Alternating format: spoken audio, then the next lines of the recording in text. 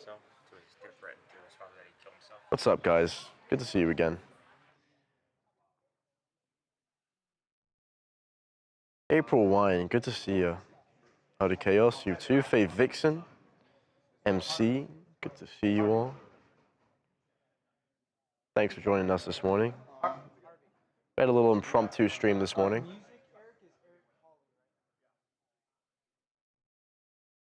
We're up. Wow. So we just finished our morning meeting for the other show. And, you know, I apologize. We literally just finished. They're in the meeting right now. Come into our morning meeting for just a second, guys. Oh, sure. Sorry about that. This is our meeting with the news desk. Hold on 1 second, Jacob. Harvey's Okay, our live stream's in here too. So this is our news desk kind of meeting on stuff. Did we make any headway on that statement about why he put that on Discord? Have we figured that out? Why he said that the rifles in a towel in the bushes? We haven't yet. Yeah, we're still trying to figure out who the roommate is. But he was communicating with his roommate through Discord. It's like No, we know. like AIM or It's just weird because it seems like it was past tense, so it was after the shooting. Right. And why is he so comfortable telling the roommate that? And also, there was a lot of wooded areas there, and there was no specificity about a bush where. So it's just a weird statement. And I think we should focus on that, guys, okay? You guys in New York know? Yeah. That's to me the most puzzling thing. Why? What is he saying? It's in a towel in the bushes. What bushes? Why would you say that? What do you expect somebody to know? Why is it in the bushes? Why is it in the bushes? Because he's hiding it. But why are you leaving a note like that? Are you expecting somebody to go pick it up and? Well, I don't want to say that. Again, because the roommate's the one who also showed it to authorities. Right. So that goes the other way. The roommate's, but why did he think that was going to be useful? That's what we got to figure out. Okay, so I think we make that top priority. Okay? Okay. And also, I want to call the FBI immediately, one of you guys. But what I want to know is, have you made a decision there are no other suspects, or are you still looking? I want to get an answer to that, okay? So this is where I want your guys' heads, okay? So everybody should kind of be thinking about what are the unresolved angles to this right now, okay? Is it closed, or are they still looking? Do they suspect? Are they looking at other people? Is there another person of interest? We want to ask that immediately. Okay? Okay. Okay. So that was our, that meeting was supposed to happen 3 hours ago, but things have just been kind of fluid around here because of everything that's going on. Okay, so you know what's going on, obviously, that Tyler Robinson is the guy who they have arrested for the assassination of Charlie Kirk. They're clearly, they've already said it, going to ask for the death penalty. And he had been radicalized, that's for sure, and hated Charlie Kirk and felt he was a fascist, and said so, not just to family members, but in the engravings, the inscriptions on the bullet cartridges, you know, where he made clear comments. Charles, what was the comment again about, hey, fascist? Hey, fascist, catch. Catch, yeah, hey, fascist, catch. A family member of Tyler. So, what are you guys thinking? What are you saying? Bring on Babcock. What they're saying. Hey, Babcock. Yo, actually, the people in the live stream want to hear from you. I think that's kind of interesting too, actually. They want to hear from you on this.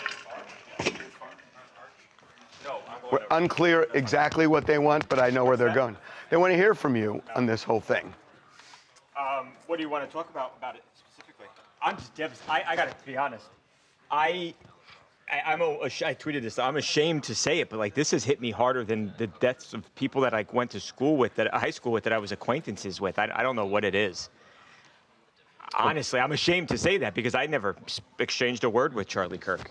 But it's hit me. Honestly, it's hit me harder than people I actually knew that had died. It's aside from the fact that it's appalling that somebody would do that. Yeah. A, we saw it. Yeah. Right. And B, I can't get that image out of my head. I know. I can't. But the other thing is, because now I've been around a long time. Yeah. And I have seen the assassination of a president, of a presidential candidate that I was working for, and at that hotel when it happened, the assassination of Martin Luther King, the assassination of Medgar Evers, the assassination of George Wallace, Right. the attempted assassination of Ronald Reagan, attempted assassinations of Gerald Ford, the attempted assassinations of Donald Trump. Right. There's been riots and everything, and just so many things. Why does it feel like there's this more? This one, I'll tell you why this one feels different to me. And it feels different to me. I don't know about you. Yeah. That aside from how horrific it is a signal about the country. Right. And it is a signal about the country that, I mean, Why does? But there was I'm just obviously going political to say violence. it. A signal about the country that we're heading towards civil war. Yeah. That's but the way I feel. Why does it feel like things are just so much more ratcheted up when there's obviously been political violence in the past, though? You just listed off all those. I mean, there's been political violence. Because why does it seem like we're on the precipice of a civil war? Because everything kind of felt like a one-off. Yeah. That you had a crazy guy who wanted the president dead, or you had the CIA that wanted the president dead. It may have been that. You had a crazy man who wanted to kill a beetle. Right. Right. And you always looked at them as fringe. Right. They were all fringe, Right. and they were all painted as fringe. I want to believe these people are fringe too. I understand that. This guy's fringe. But here's the problem: we've all become. I mean, Right. everybody's No, you're right. everybody's fringe now. Right. It's like when you keep seeing fringe, Right. it's like it's a really big group Right. of fringe Right. with school shootings and everything else. So everything we passed off as fringe, we now have to kind of say it's us. Right. And we never used to say, in my lifetime, we never said it's us. We said it's them. It's fringe. And now it's us. I still think most people are in the middle. Most people are reasonable people who like their neighbors. But you know what? During the Civil War, on social media. I mean, well, maybe that's different. Maybe that's different. But people don't want to go to war. But people make a decision too. And I'm taking it back what I was thinking. The Civil War, there was a fight, a righteous fight to end slavery. Absolutely. But this is a fight to win an ideology. Win what? We're going to go. And again, I believe that this is not a problem on one side or the other. It's on both sides, and it's America now. Right. Well, I understand it. There are politicians that want to win elections, and they may say things. You may use charged language that you don't necessarily believe, but you don't know how other people are going to interpret it. And there are people out there who aren't completely stable, and they do hear politicians say things. I'm not saying left or right, just saying you call someone a fascist, or you say this or that about somebody, and maybe that person at home or on the other side of that phone takes it to heart, and they say, I'm going to stop that person. Do you know what it is? But you know what? You know what it is?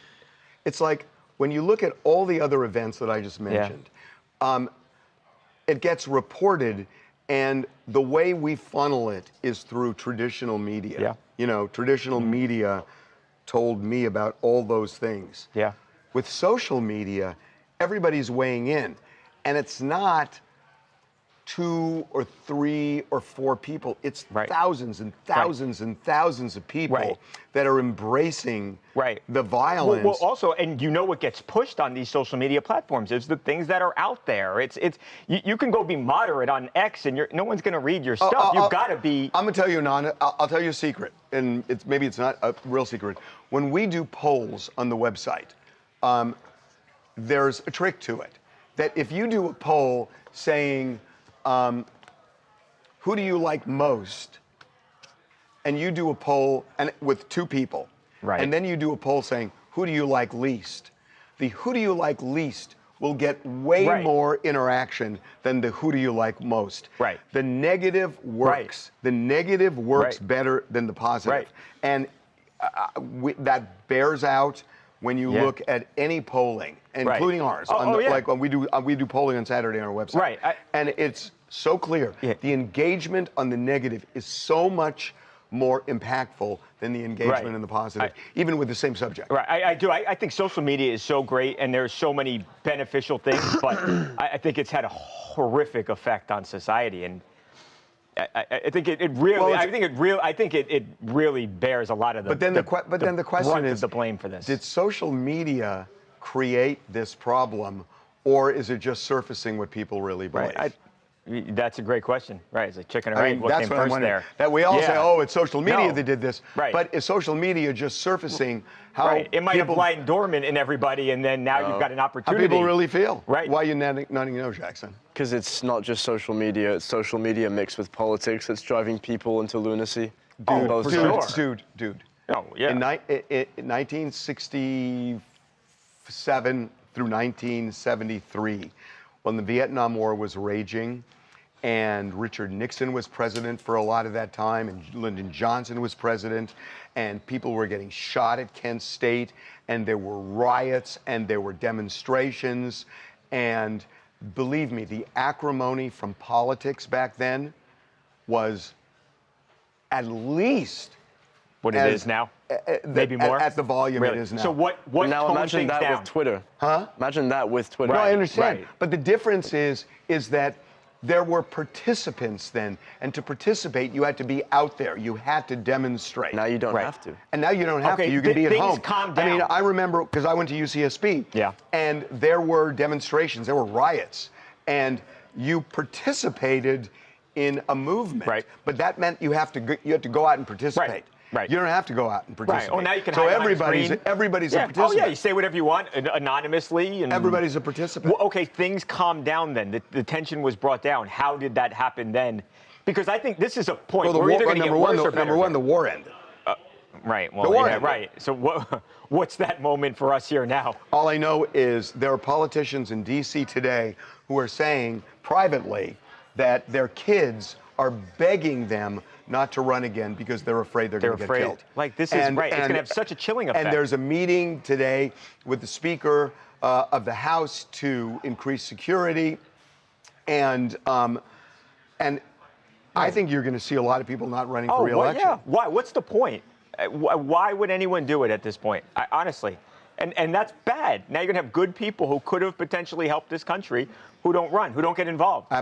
Well, it's absolutely right. And you're going to hold a town hall now. Right. You're going to Who hold would? a town Right. hall. Like, I mean, you already saw what the volume was at town halls. Right. So now, Right. what do you do? Hold a town hall where you are vulnerable to anybody who walks in the door. Right. You cannot be protected 100% of the time. Does not matter. Charlie Kirk had security. I know he did. It doesn't matter.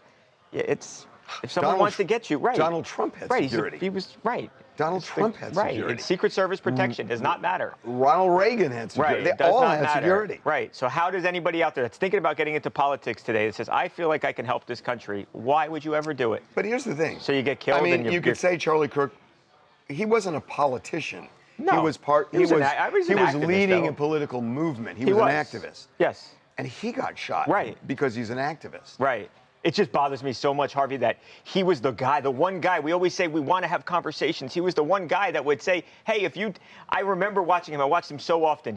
He would have thousands of people at his events, and he would say, if you disagree with me, come up. He didn't want to hear from the supporters. And then if the audience would disrespect the person who was disagreeing with Charlie, he'd tell them, be quiet, let them talk. He actually wanted to hear the ideas, and nobody else wants to do that. But what he figured out, and look, I disagreed with a lot of the things he said, but what he figured out is you don't change minds by talking to the people who agree with you. If you want to build a movement, you got to get people who are either apathetic to the movement or oppose the movement and talk it out so that you agree. Right, exactly. And he figured that out really young. Brilliantly. As an 18-year-old, I mean, this guy had a vision. He figured that out really young because that's the way you convince people. Right. I mean, in our office, honestly, it's one of the reasons I say to people, I want arguments. Right. I want arguments in here because what happens is it surfaces the idea. Yeah, what's up? What's up? Okay. On. Argue. I don't think he was trying to convince the person he's debating or arguing with, because how often did you see that happen? How often did he really? How often did he sit down with someone and then they were like, "Oh, you know what? I think you're right, Charlie," or he went, "Oh, you know what? I think you're right." It's not about that. Probably It was infrequently. It was about the debate and letting other people see it. He's trying to convince. Well, yeah, but it's not the audience. That's who he's recruiting. Well, I agree with you, but it's the same principle. You need a foil in order to show everybody what you're all about. But those people had an opportunity to come up there and make a fantastic point, We're saying the same thing. Yeah. We are saying the same thing. I agree with you that that person is just the vehicle to change minds in a broader sense. But you can't do it if somebody comes up and says, God, I just love what you're saying about X, Y, and Z. Right. Do you know people say... My point is, well, we're not saying, because it's not the person whether it's talking to. Maybe sometimes it is, but he's talking to thousands of people. Maybe he's hoping he can, but that didn't happen. Yeah, I've seen it happen here and there. I think if you're going to step up to a microphone and debate Charlie Kirk, you're probably pretty set in your ways. I will say this. I know when Elon Musk and Donald Trump had the falling out, everyone's, Donald Trump wouldn't be president if not for Elon Musk. That very well may be true. I know Donald Trump would not be president if not for Charlie Kirk. And maybe that makes people dislike Charlie Kirk, but I think that's the impact that he had. He brought so many young people on board that MAGA movement. Honestly, he was the most important person than Donald Trump. He was important. In my mind. Joe Rogan was really important. Joe Rogan too. Joe Rogan was really But the Joe Rogan thing was here and there, Harvey. I mean, Charlie Kirk, day in, day... No, I'm not discounting. I think Joe Rogan was massively important. But I just think Charlie Kirk was the most important, especially with the young people. I don't know. I mean, they were all Donald Trump going on Joe Rogan and Theo Von and doing all that stuff. But bottom line, those people were important. Yes? Everyone's dropping hearts in chat. Everyone dropping what? Hearts. I'm always interested to see the reaction. It can't be for both of us. It's got to be one.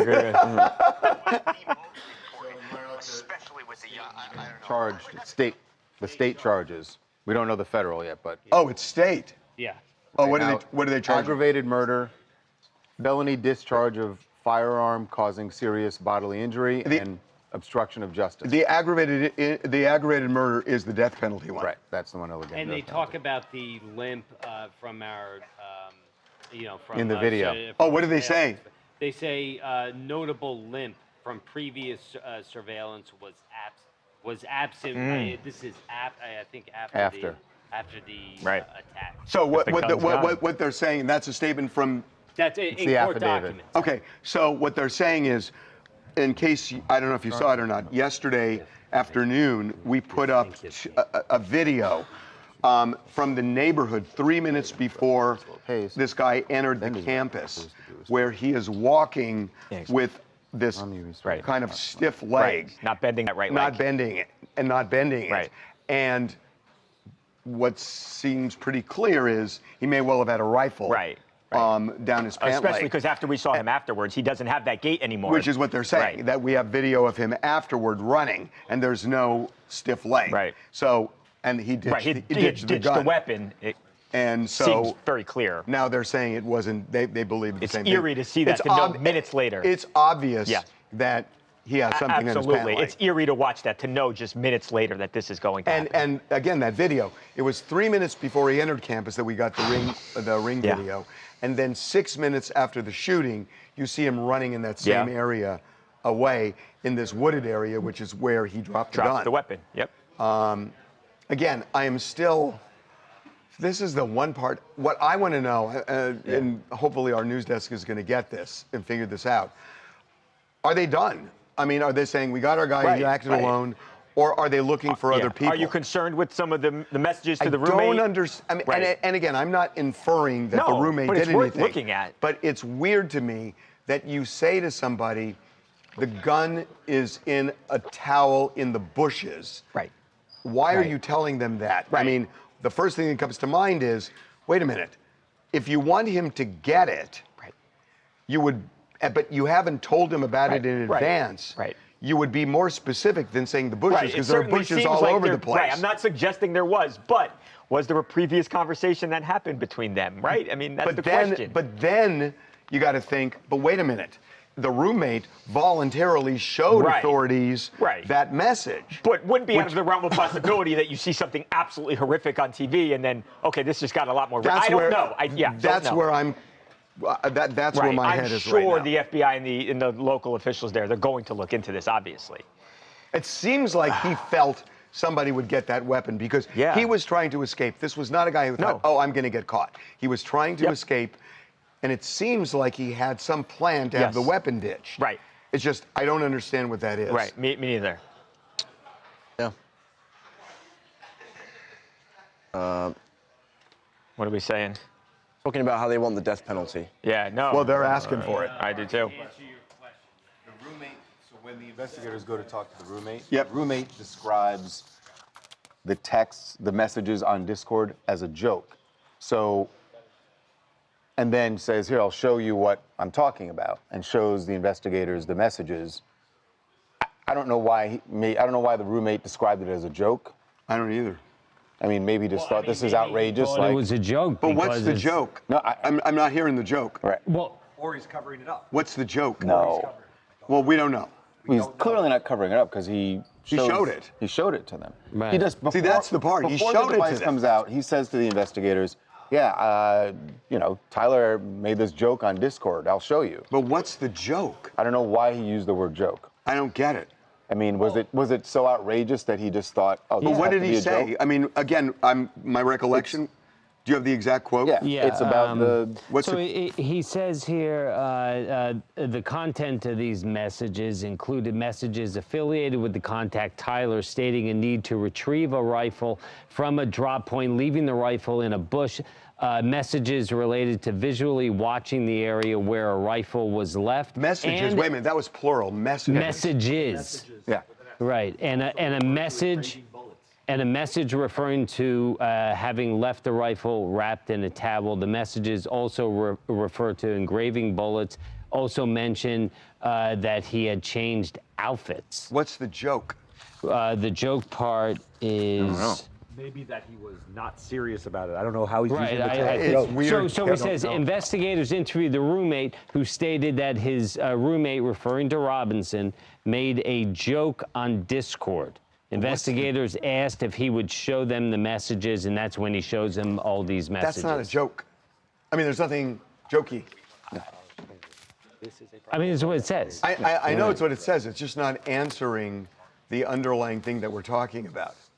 Why is he saying that? No, it doesn't. It doesn't make any sense. So this is There's- what they booked him for. Correct. Right. To There's a me, lot. there's something more to this that we're not. We don't know. Absolutely. There's something. That message certainly seems There's like something more to that than we know. I agree. And look, they'll find out. They're and going to who look else? through their And phones. who else was he messaging? Right. But again, Right. if you're doing it so people would pick up the weapon, wouldn't you be specific about the bush? Right. We're here unless you had a previous Unless you had a conversation previous about where it was going to conversation be. about where it was gonna right. be. Maybe that points. Exactly. Ready to start? Show? Not quite. Not Okay. quite. Do you guys see what we're talking about? Harvey doesn't understand Gen Z. They always think it's a joke to say something random or edgy. Oh yeah. Well, I don't know. Maybe you're right. Maybe you're yeah. right. I don't know. Maybe that is a Gen Z thing. You're right. I don't get it. Do you? I mean, if you do, explain it. And I'm not saying it to be argumentative. I don't understand it. Yeah, I mean, it's true. Like, I see it a lot on social media to where there are things said that shouldn't be said that are just so far over the line that it's comical. So. But what's comical there? Nothing with that, nothing. Because he actually But then went why and is the roommate saying it was a joke? Right. Because maybe that's what he thought at the time. Because But especially. that's what I'm saying. How do you look at that and say, oh, it's a joke? Because especially in communities on Discord, people take it to like the next level of it is just so outrageous, the things that are said on there, that they can be taken as comedic in a sense. So maybe at the time he was being sent those messages, he thought it was a joke. But obviously, after the fact, it's not funny at all. I don't know. Well, no, I'm just saying, independent of what actually happened, I'm not understanding that, oh, you get something like that without knowing anything about what actually happened. And you get it and say, oh, it's just a joke. I mean, I don't get it. I think if Lucas and I were having a prior conversation about something, and I was like, yeah, dude, We I get a love boom over here. Right. that'd be That's what we were saying. crass, and it's he would obviously think I'm joking, right? Like I didn't actually No, but you're right. But it's the prior conversation part that we're talking about. Was there a prior conversation? And that's what the feds haven't talked about. Right. Which it's incredibly important to this. Yeah. But if they hadn't previously talked about it, I could see why he would think it was a joke. You know? I'm just It's wondering. so outlandish and like, haha, you're so funny, you killed Charlie. Have they closed this case? I mean, is it over? They say we got one guy, he acted alone. I would be shocked if that were the case. I would be shocked if it was the case too. Hey, Charlie. Oh. Alexa, are people working on that? I want to find out, have they closed the case? Do they say acted alone, or is it still an active investigation? So, Nike swoosh. We need to get an answer very quickly on this, and it should be more than one person making these calls. Okay, it should just be more, whatever you guys are doing, that's priority one. And associated with that is, what was this Discord message? So this should be priority one and not left to one person. We should do that with the room. So you guys, if you're doing something else that's not as important, jump on this first, then we'll get to the less important stuff. Okay? Okay. We should start. Yeah. We should start. Okay. Let's do this.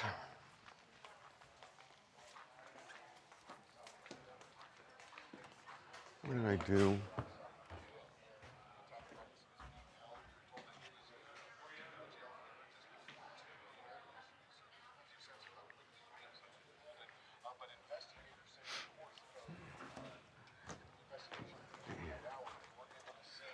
Okay. Oh, let me just see something.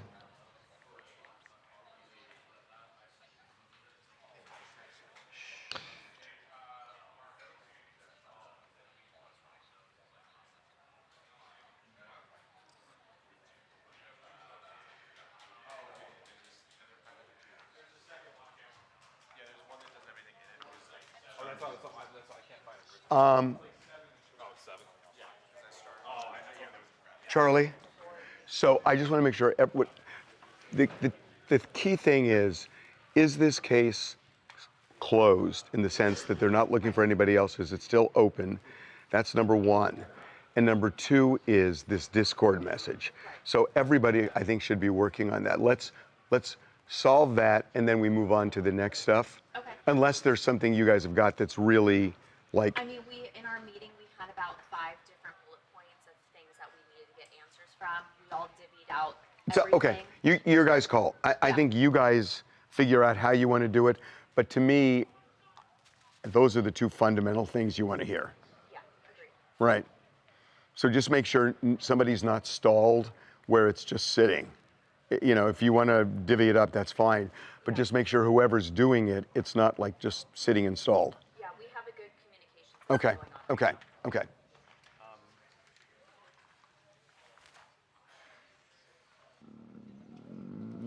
What's that? This is what he's referring to, and That looks like Mao. the shell casing that says "notices bulge." We were trying to figure out what it was. It's some meme. Yeah, 2 words. This is the Harvey meme he's almost. referring to. That looks like You almost I had a don't know mishap. what it means. I need someone younger to explain to me what it means. Yeah, you guys are reviving the chat. Oh, Bit by bit, I've noticed. Pounces on you and notices your bulge. God, Guys, maybe Monday we'll come back in full completely force. overthinking Monday, this. No, I know what you're saying. That looks like Mao, and that looks like Fidel Castro. Really quickly, guys. Oh. Yeah. None of What are they saying? Friends of the guy have What's going on over here? These two people are sexting each other. You guys got to figure this out. I mean, just book somebody good. We already have someone good. Who? Notices bulge. Oh, well, what's this? Young Turk, you interviewed him. Yeah. For, that's gonna be like D block, but we're also trying to find something to be like the A2. Oh, he's a furry. I see. He's a furry. Suspect. And what the other thing that was referencing to? Oh, this is the reference to furries. I really want to So get wait, somebody but who knows this guy. what's this in relation to? Because How does this connect to Tyler Robinson? The fired shell casing had that written on it. Had keep notices bulge. Well, WO, Oh, what's We that's should what he keep wrote in the calling. You got a casing? half- we got a half hour. The fired shell casing. So we were trying to figure out what the hell Okay, it so means. he's like an edgelord. He's trying to be edgy. Okay. But, He's- but am I wrong? he's an edgelord. This looks like Mao Zedong to me. He's And that looks like Fidel These are Castro. memes that when you're very online, Yeah. you know what they're saying. It's the same as the other one where he said, if you catch this, you're gay. It's online culture. It's Yeah. when If you're you so read this, you're online gay. and you're young. That's why when the old guy was originally, it can't be him because that's an old man wouldn't know these memes. This is It's this very is a young person's thing. it's very 4chan, very Discord, very Reddit, like Terminally online is how I think. of those essentially. people. Yeah, yeah. They're in a.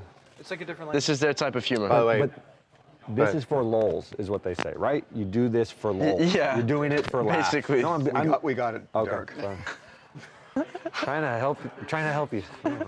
I looked it up and I shouted words. That's great. Wow, Derek. I know, that was just a revelation. I was trying to. I didn't know where you were by on. the way, I want to correct something. I said earlier that's what he's been charged. He hasn't been charged yet. That's the booking. The Trying to make booking. that over. He's being booked for aggravated. Well, they've already said they're going to seek the Of death course, penalty. yeah. Oh, they're showing our video. Look. So this is the video. Real quick, Jackson, come over here. So this is Sorry, the Jamie, on your video left. Sorry, of man. him walking. Oh, they just missed they it. just cut it away. Damn. So they're saying that's where he had the rifle down his pant leg. If you missed it, you can watch it on our YouTube channel, which is up right now. What's that? Okay, so we're about to start.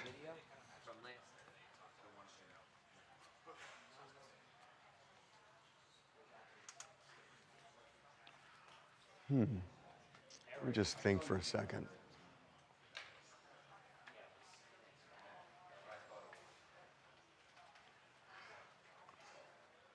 Twanda, have we checked with a teacher at the high school?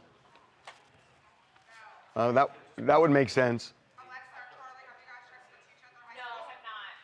He had a 4.0 at this high school, so it may be somebody that teachers know.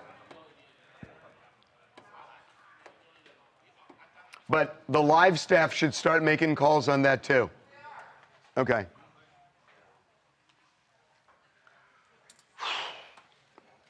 Help me out here, dude. Yeah, you want a Red Bull? You No, seem no, tired. no. No, I know. Feed me something.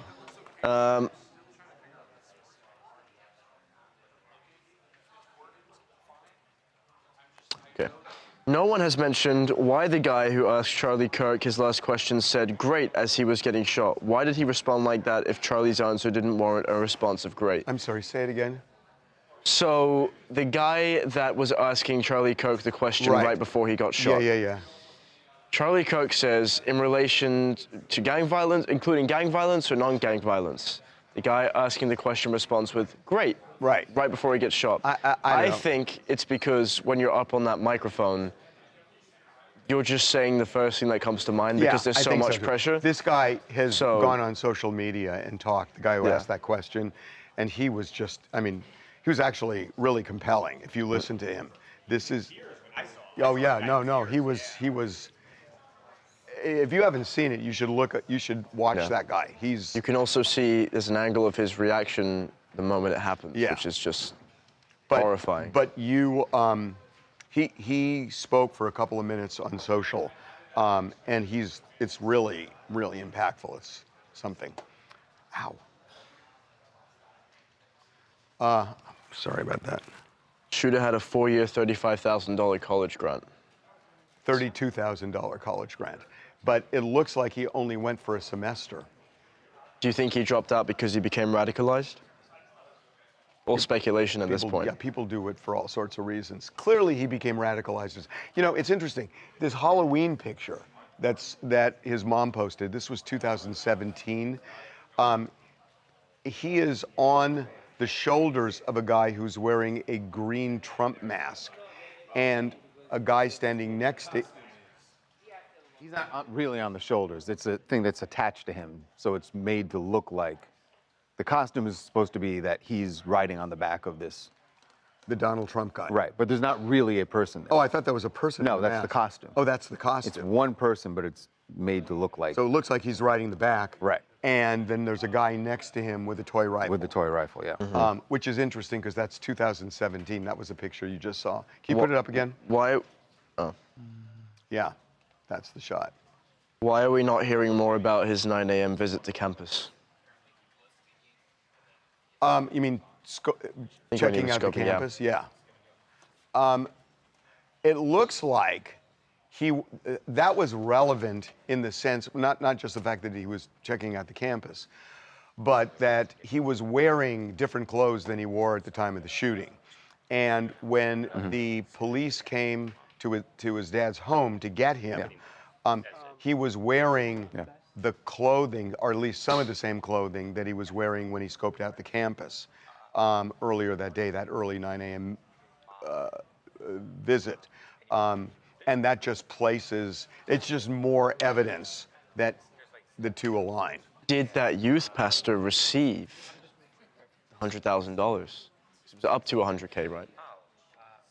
God, you just raised something really interesting. You just raised something really interesting. In a way, well, I suppose it's the youth pastor, but the father is the one who set that in motion. Think about how crazy it would be if this guy's dad asked for the $100,000 because he set in motion the capture of his son. Wow. Yeah. Should check it out. Was the shooter a hunter or outdoorsman? We don't know. And I mean, you know, it's so interesting. There are people who are saying this doesn't mean he's a professional at all, that it wasn't really the shot he was going for. He just was what they called a, quote, lucky shot, that he hit a carotid artery.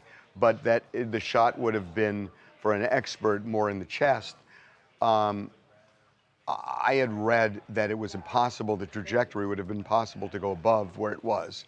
But there are people kind of discounting that he was an expert. To me, when somebody does one shot and leaves, that's somebody adept. Yeah. To me. I'm not an expert, so I don't know, but it feels like it's somebody adept. By the way, Alexa, are we making that call? Kill my mic for just a second. Tell me my mic's down. Your mic's down. He needs an IFB. He's got to get an IFB over there. Yeah, all good. I don't think he's bleeding. I think 100K is some type of solace for having to turn over your kid. I'd argue that taking that 100K would actually add to the guilt, maybe. Would you take 100K for turning your own son in? And also, it was a youth pastor that called, remember? It was so... This kid had returned home to confess to his dad what he'd done. The dad said, turn yourself in. Obviously, Robinson said no. And his dad, in turn, called the youth pastor, who in turn called the authorities, so... His classmates, he wasn't going to be around his But he would still have some interaction with the teachers. Call the teachers. Yeah? Where's your earpiece? Where's your earpiece? Oh, I should put it in. Yeah. Okay, so there's no asset for the pastor.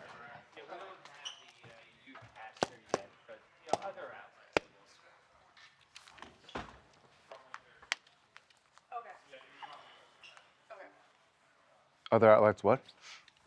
They've reported. Has anybody shown it? No. Hey, Alexa, call him right now and tell him he has not gotten to the bottom of that.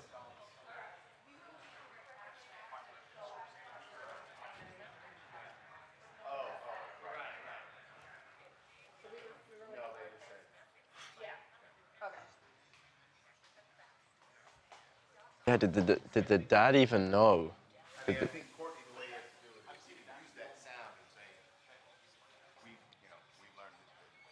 Hey, Charles, isn't...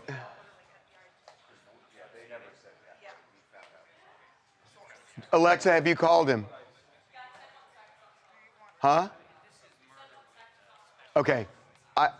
He has not gotten to the bottom of that.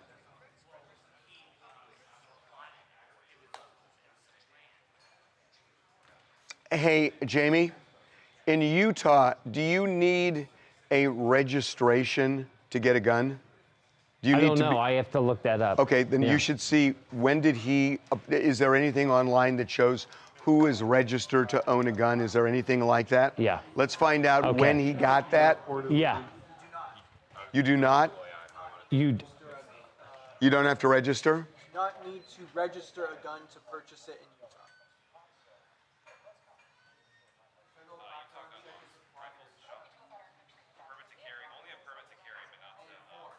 Why don't you see if he has one of those? Yeah, just see if he's on any of those lists. Okay. What? A handgun. Everything else is No, I know, but let's see if he has that. Oh, I know. I just make sure you heard that. Yeah. Okay. Oof. That is disgusting. What's disgusting? No, I should go wash this. This bowl? Don't show it. No, I'm not. It was from early this morning, and Am I coming with I've just you? got to wash this real fast. Oh, he's going. All right. Gotta start the show, guys. Awesome.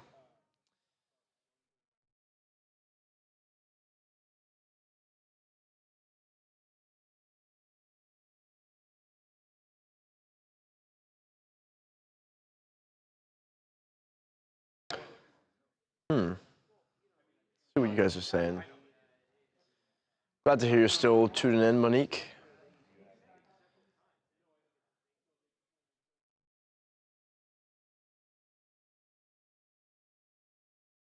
Where's Harvey's yellow cup? You can see it over there. It's such a, I mean, come on. It stands out like a sore thumb.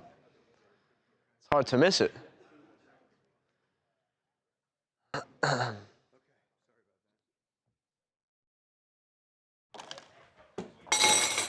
Uh-oh. Drop. It's been sitting since 6 in the morning. I drank my Red Bull way too early. I'm actually finally not exhausted. What does he say? Confirm the investigation is still ongoing. They believe he acted alone, but it's still an ongoing investigation and would investigate any information. Okay, I think that's a story right there. Yeah. Did the governor say? Yeah, that, I mean, like, I just read where the did he story. say that? I never heard that. Conference when they were taking questions. And the Department of Public Safety is saying, at this time, we believe he acted alone. So there's an opening there for, there could be other people. Yeah, but it's interesting. So that means they're necessarily discounting that Discord message. What do you mean discounting the Discord? I still don't clearly understand why you think the Discord Because message it's means. like saying to somebody, get the gun before the authorities do, to me. I think intentionally they have not revealed, they didn't quote exactly what those messages are. I think their prosecutors probably don't want that out there, but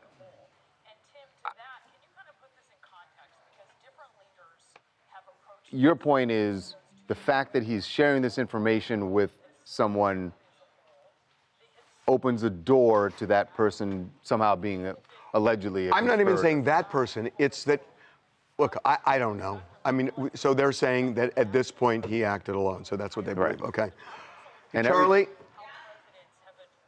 do we know the high school he went to? Yes, we do. Is there a yearbook? There is a yearbook photo of him floating around where you see other high schoolers' names. Is there a yearbook of the prom? For prom? You're a prom pic from the yearbook. Correct. Could definitely try. I mean, we're trying to get any student. A student's going to have a yearbook. Right, but what I'm saying, is it not online? Not that I've seen, no. The person that posted the photo took the photo themselves and posted it. Are we sure? Yeah. Cameron's going to look right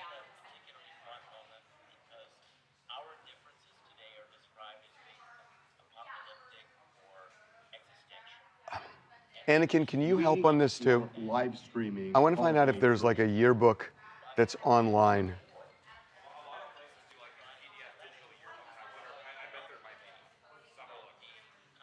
Okay, I think that's highly relevant. Okay. Oh my God. What, you found it? St. George, Utah. Did you find it? Oh yeah, I mean, of course. I mean, but. No, it's right. I mean, I have the school. I'm just trying to see if I can find. Anakin, jump in on this. And I want to see if Anakin. Mic down for Harvey, please. No, That's fine. He can give it up. Right? That would be highly relevant. Okay. Yeah. If there was one. If he had one, right? Right. Well, yeah. It's also a big presumption. Worth trying, right? Yeah. No. Hey, I had.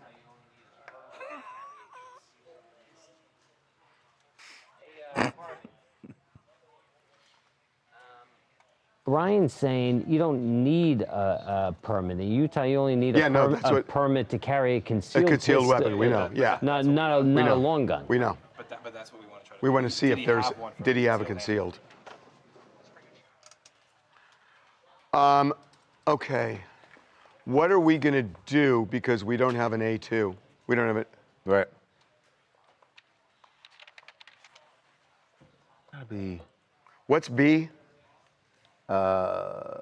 Taylor and Usher. Just flagging. Why don't we do B? For broadcast. We got to get a guest I in have to leave at 11:45 for an appointment today. Could actually possibly be them. What happened? Mic down for me, please.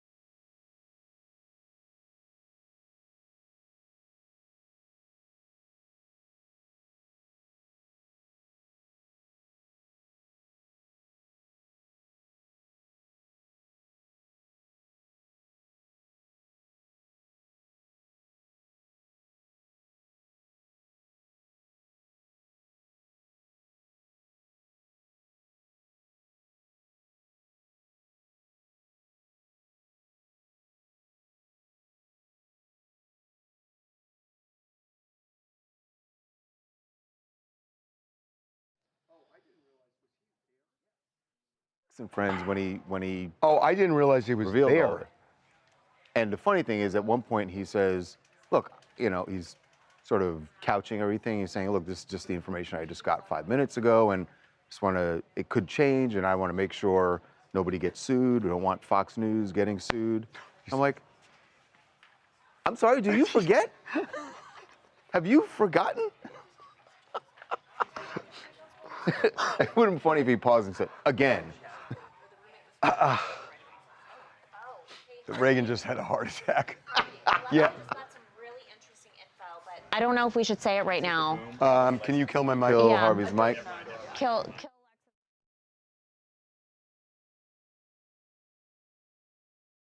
I actually just got a little tidbit.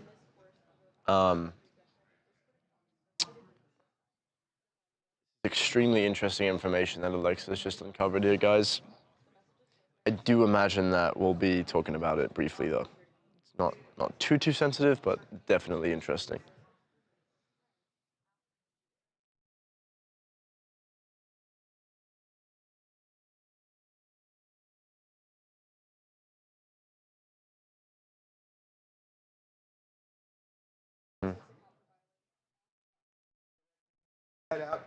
We're going to go to my desk. Okay. Alexa, print that out. We're going to write this and put it up real quick.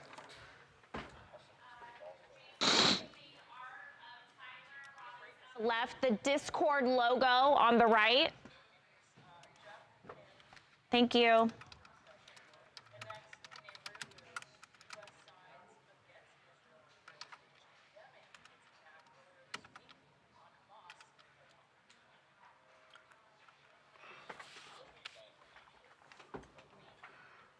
Why am I blanking on his first name? Tyler. Tyler.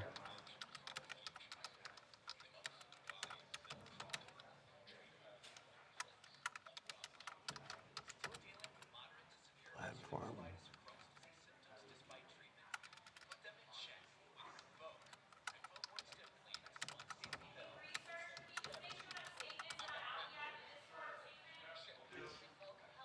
If it is, we're still doing it. Let's see if it's exclusive. Are you printing?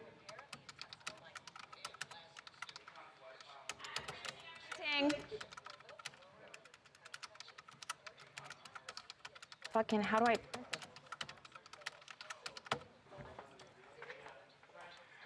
I? Hey, can somebody print out specifically what the roommate wrote about the Discord plan? You know, the whole thing with the gun. It's in that in the affidavit. Discord was not used. Where's the affidavit that that Mark wrote off of? Here, I got it. Here it is. I got it. Here, come over here.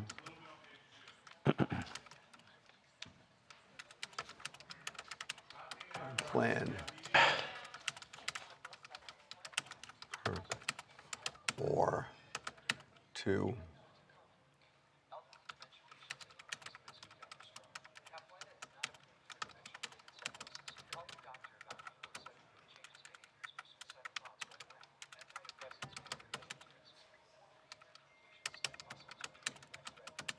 Can you put it on my desk so I don't have to say it out loud?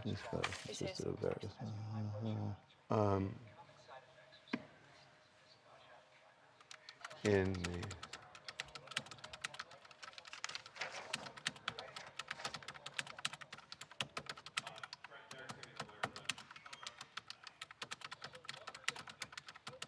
Get Art ready.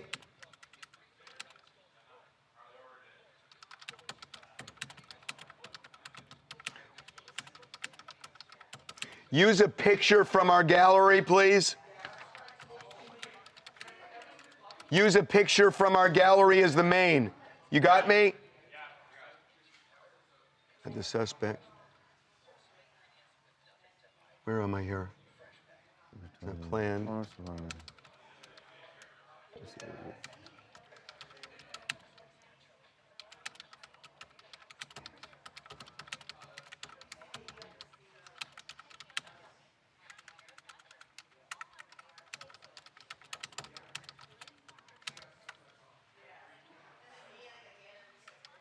Hey. Mic down for me, please.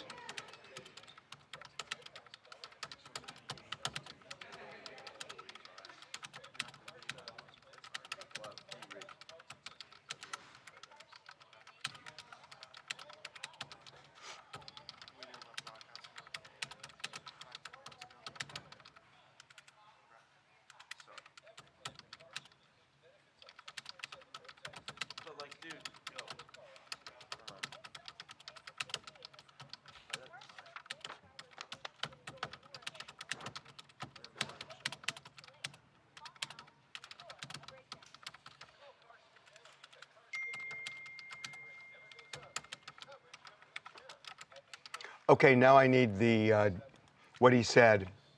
Where is that? I got it right here. Okay, talk to me. Which part? Authorities say. Oh, hold on. The roommate. Authority. That Robinson's roommate. Oh God. Authorities say. Roommate told them. Showed them. Showed them. Yeah. Do you want the part where he references Discord? Yeah. Robinson's roommate told them Robinson had made, quote, a joke on Discord. Yep. And then he showed. And then showed. Investigators the messages. I need the messages. Investigators. Included. Messages, which included. Tyler, quote, Tyler in quotes. Quote, Tyler. Stating a need to retrieve a rifle from a drop point. Yep. Comma, leaving the rifle in a bush. Yeah. Message. What about the towel? And a message referring to having left the rifle. A message referring to having left the rifle in a towel. In a towel.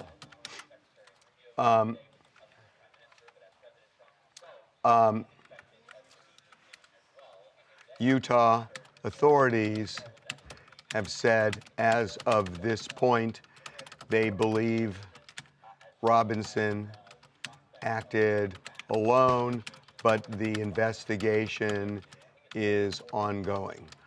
Okay, are you guys ready for this? Charles, you good with what I wrote? What's the headline? Fuck, I know. Story. I know.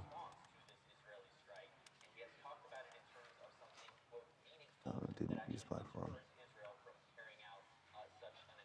I know it's the same. Not used. Yeah, that's fine.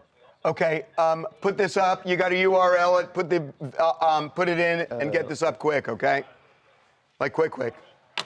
We have Charlie again. We have Charlie Kite twice. Can we fix that? Yes, just in suspects plan. Yeah. In the fragment, one fix. Okay. Discord says platform not used in suspects murder plan. Instead of take out Charlie Kirk there because we've already got it up there. That should be apostrophe S.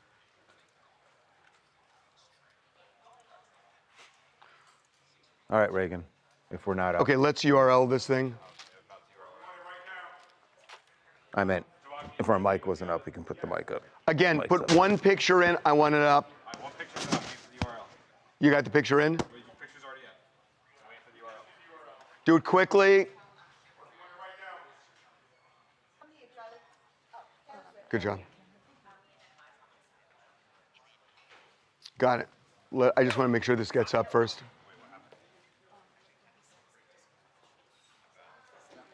Siobhan, is it done?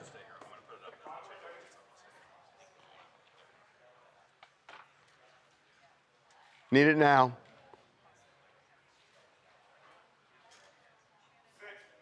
Get it up. And then add assets after you get this up. Okay? Okay. Okay. Got it. This is fascinating, what we're doing. Not related to this, but this is so interesting. Putting the puzzle pieces together. Taylor Swift. Or not. Or not. Or not. Oh, are we doing the Depo or Usher? Oh, I thought we were doing Usher. Well, we're doing Usher's. I love Usher. I love Usher. Can you talk about Discord? What happened? Oh, so Discord, it's interesting. So we just put this up. Discord gave us a statement that none of this was on Discord. The planning of it, none of it was on Discord. None of the planning was on Discord, and any note that the roommate was talking about was a note sent between the roommate and a friend.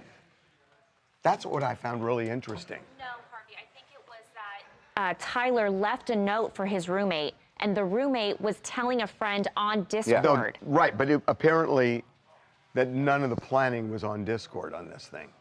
But why is the roommate telling a friend? Oh, wait, hold on. Charlie, that's interesting. Wait, I think that's what it said, right? I know what you're saying. Here it is. Hey, Alexa, can you read that story and make sure I'm it's messing with it, accurate? that's Because me. I think just the way they explained it was incorrect.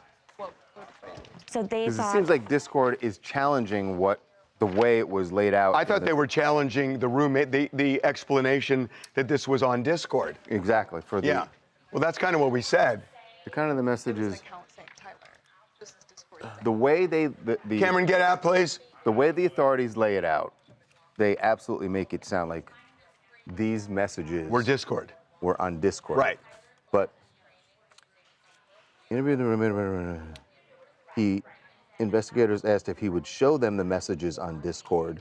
He opened it and showed several messages and allowed investigators to take photos of the screen as each message was shown by Robinson's roommate. These photos consisted of various messages, including content of messages between the phone contact named Tyler, with an emoji icon, and Robinson's roommate's device. The content of these messages include messages affiliated with the contact Tyler, the contact. So they're still referring to Discord. So the authorities are. Yes. Right. At least the way they say it. No, that's what we said here. That But they showed him saying that Discord is saying it wasn't on their platform. I think. Discord is saying that there was an account for Tyler that they removed, which we should Right. probably add that they removed his account from Discord. By the way, that's true. But here's the thing. I mean, that's fine. But the point here is, all this stuff, according to investigators, was on Discord. Was on Discord. Right, but they're saying that what happened on Discord was the roommate explaining to a friend that Tyler had left a note elsewhere about the gun, about the rifle. So they are challenging what the way the authorities laid it out. That's accurate. Right. The question is, do we want to emphasize that with another sentence here? I think we have to. So how do we say that? The messages referenced in reporting about planning details do not appear to be Discord messages. These are communications between the suspect's roommate and a friend after the shoot. Saying these communications were not on its platform. Right? On its platform. Rather on a note. That Robinson had written off the site. I think rather than a note, that Robinson had written off the site. I think written, comma, off the site to his roommate. Just look at that sentence one more time before we add it. Discord seems to be saying these communications were not on its platform, rather on a note that Robinson had written, comma, off the site, comma, another comma, to his roommate. Had written to Does that work? Alexa? Yeah, makes sense. Work? Yeah. Okay, that's up. Okay. Oh, shoot. All right. Could you... Okay. Oh, my phone's over there. Sorry about that. Are there any follow-ups you want me to ask Discord? What? Any follow-up questions you want me to ask this Discord maybe? No, I think you kind of got it. Okay, sounds good. You know, this thing that that you called Jacob about, I'm really interested in that. And he has not gotten to the bottom of that. Yeah. I'm ready. Okay, got it.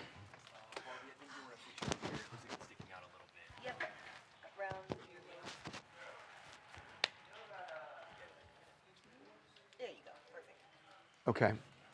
Okay, here we go. What is this, B? Yep.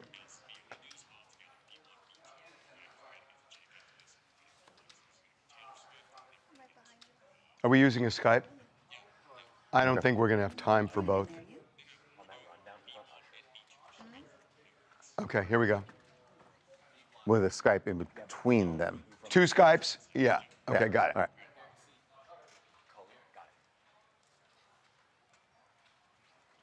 Well, it is official. Taylor Swift is going to be right in the middle. She's already been in the middle of Justin Baldoni and Blake Lively's war. But it's getting real now. But now she's going to be questioned under oath. She is going to be deposed. They are in what they call the discovery phase of Blake Lively's lawsuit against Justin Baldoni. And she has been subpoenaed to sit for a deposition. And if you recall, because we did a lot of stories on this, that Taylor Swift, our sources say, is furious at Blake Lively and believes she was betrayed and set up because there was an infamous meeting between Ryan Reynolds, Blake Lively, and Justin Baldoni at Blake and Ryan's penthouse in New York. Taylor, according to our sources, was invited by Blake to show up, not knowing that Justin Baldoni was there. And then, according to our Taylor sources, that Blake wanted to make it look like Taylor was on their side, not Justin's side. Right. And then once the lawsuits were filed, there were text messages that came out that revealed that Blake referred to Taylor and Ryan as her dragons. So there to do her bidding. There to do her bidding and to make it feel like the deck was stacked, that when Taylor Swift is supporting one side in a creative difference discussion, that side's going to win. Right. I mean, that's really the idea. Which is why Justin Baldoni's attorney, Brian Friedman, wants to grill Taylor Swift about all of this. I have a theory about this. Well, what do you say? Well, by the way, this is happening next month, you guys. This is right around the corner, and in the documents that we obtained, which show that Taylor's going to sit down for this deposition, it said that she had some pre-existing obligations. Remember, she has that album coming out in October. She's October a busy 3rd, gal. the album comes out. Yep, and so she cannot sit down for the deposition before October 20th. So it's going to be later in October. Which basically means she needs 2 weeks to work on promotion for her album, and then she'll get to the deposition. That's it depends on what a judge says. I need to promote my album, and just probably didn't put it that way. Right. They just said she's not available, but until the 20th. If this case is to settle, it will settle before Taylor Swift for a deposition. Because Blake, there is a lot of pressure now. Because one of the things they're going to get into is all the text messages that between Blake and Taylor, because Taylor says the only interaction I had about this movie was he seeing, or at least with Justin Baldoni, was running into him and saying, "Hey, I heard the movie's good, congrats." But if they start getting into it with her, and she starts saying under oath how she feels betrayed, that Blake was using her, that Blake was lying. Oh, man, it's going to get so nasty. And remember, they haven't been seen, Blake and Taylor, they were so close, but they haven't been seen together. That relationship's over. For so long, ever since like this lawsuit got brewed up. But yeah, I mean, it'll be interesting to see what Taylor Swift says. But what I'm most excited for, they filmed these depositions. Yeah, no, they're all videotaped. And they're not ever supposed to come out. But they always do. They always do. I mean, we've seen a million of them. Could Blake, if Blake wanted to make a last-ditch effort to save her relationship with Taylor. No. If she wanted to, this would be, like you said, settle the lawsuit before Taylor has to sit for the deposition. You've spared Taylor, and maybe that's the door to repairing the relationship. Let's go to a Taylor Swift expert. Charlie, would Taylor Swift forgive Blake Lively ever? I'm going to say it's a no. It's a no, even though Blake's kids are the godchild Ship has to sailed. Taylor. We saw this happen with Jamie King. Taylor was also the godparent to her kids. They are not friends anymore, so Taylor knows how to cut it off and move on. Hi, my name is Danny from Miami. I think Taylor Swift is extremely annoyed that she got dragged into this mess. But what I find most interesting is the fact that Justin Baldoni's attorney wants Taylor to testify. That means they're not afraid of the testimony. They're hoping for it. So I don't think Blake Lively's dragging is going to be there for her defense. I'm very excited to see how No.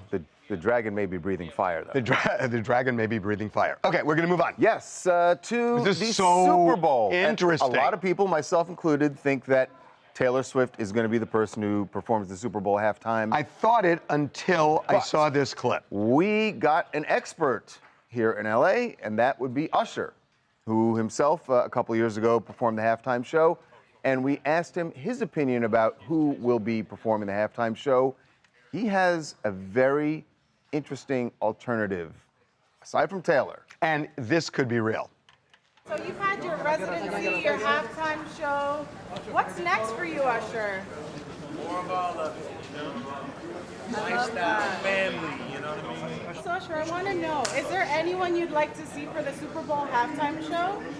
Metallica. Okay, so Metallica. By the way, it was in New York, not LA. Metallica. So where is Metallica from? The Bay Area. And where is the Super Bowl going to be The played? Bay Area, And Santa Clara. does the NFL often pay homage to They people? often try to get someone who they want local flavor. And how big is Metallica? Eric? Pretty damn big. How big is Metallica? How big is Metallica? So the Black Album, their 1991 self-titled album, is the best-selling album of the last 35 years. It is certified 20 times platinum, 30 million copies sold worldwide. It's like not even close. It's the biggest album of the last 35 years. That's pretty good cred. So. Not bad for the resume. Not bad. So, hometown. Mm-hmm. What a good idea. And by the way, for the NFL, for a halftime Because show, they've never had They appeal never like, had a metal the, group. like the metal rock fans and all that, but everybody likes Metallica. It's not like there's such a band that's going to put off other people. So when they do Enter Sandman, it's going to bring down the stadium. Oh, yeah. It's a brilliant, perfect And it's choice. the perfect vibe. So for the here's Super the question: Bowl. Was Usher saying it because? Well, it's on Reddit. I mean, people are talking about Right. this. Uh-huh. This is a thing. And there's a push for it now. So Jay-Z's move. Yeah.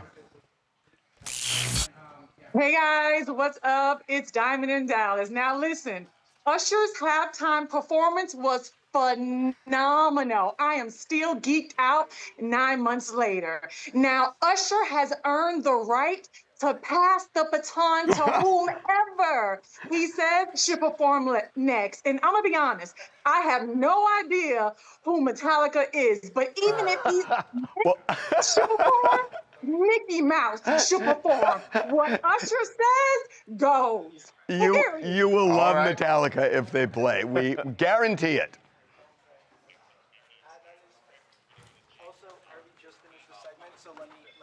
I think you got to.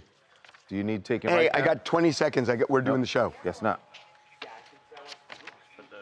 think that's the same thing you have Yeah. there, but I wrote big. I giant- got it. shit, I got told it, man. Shug. Oh, what's up? Sorry, Keith. I got it. I'm not gonna say. Well, no, St. we should do one or the Clair. other. Oh my God, it's so. You- can I you- just you say? want- Okay, then let's do the It's so good to see regulars back in chat. You know, the last couple of days, there are all these names I'm not used to. You know. Hey, can you do me a favor? Reagan, can you hear me? You tell Olivia to contact Shug and let him know we're not going to be doing it this week. So we're not doing this 1 o'clock thing. So we'll do it next week. It's okay. Yes. No, Kyle's not briefing me. It's a show, Charles, an online show. Right. So, Cenk Uygur. This is who you We've had him know on, for yeah. Luigi. Yeah. He is founder of. Oh, besides me. Yeah, it's good to see you guys. Marigold, and I saw Don't the Watcher, and DJ Blowout as well. It's good to see you all. It's been a very rough couple of days. But thank you guys for sticking with us.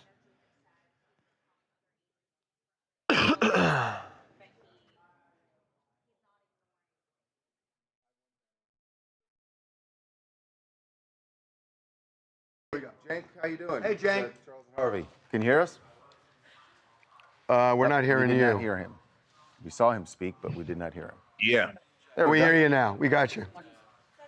Thanks for okay. Thanks for you doing guys this. hear me now? Yep. Yep. All right. How you doing, guys? We're good. Okay. Thank you for doing this. No problem. We are ready to roll. Here we go. Got it.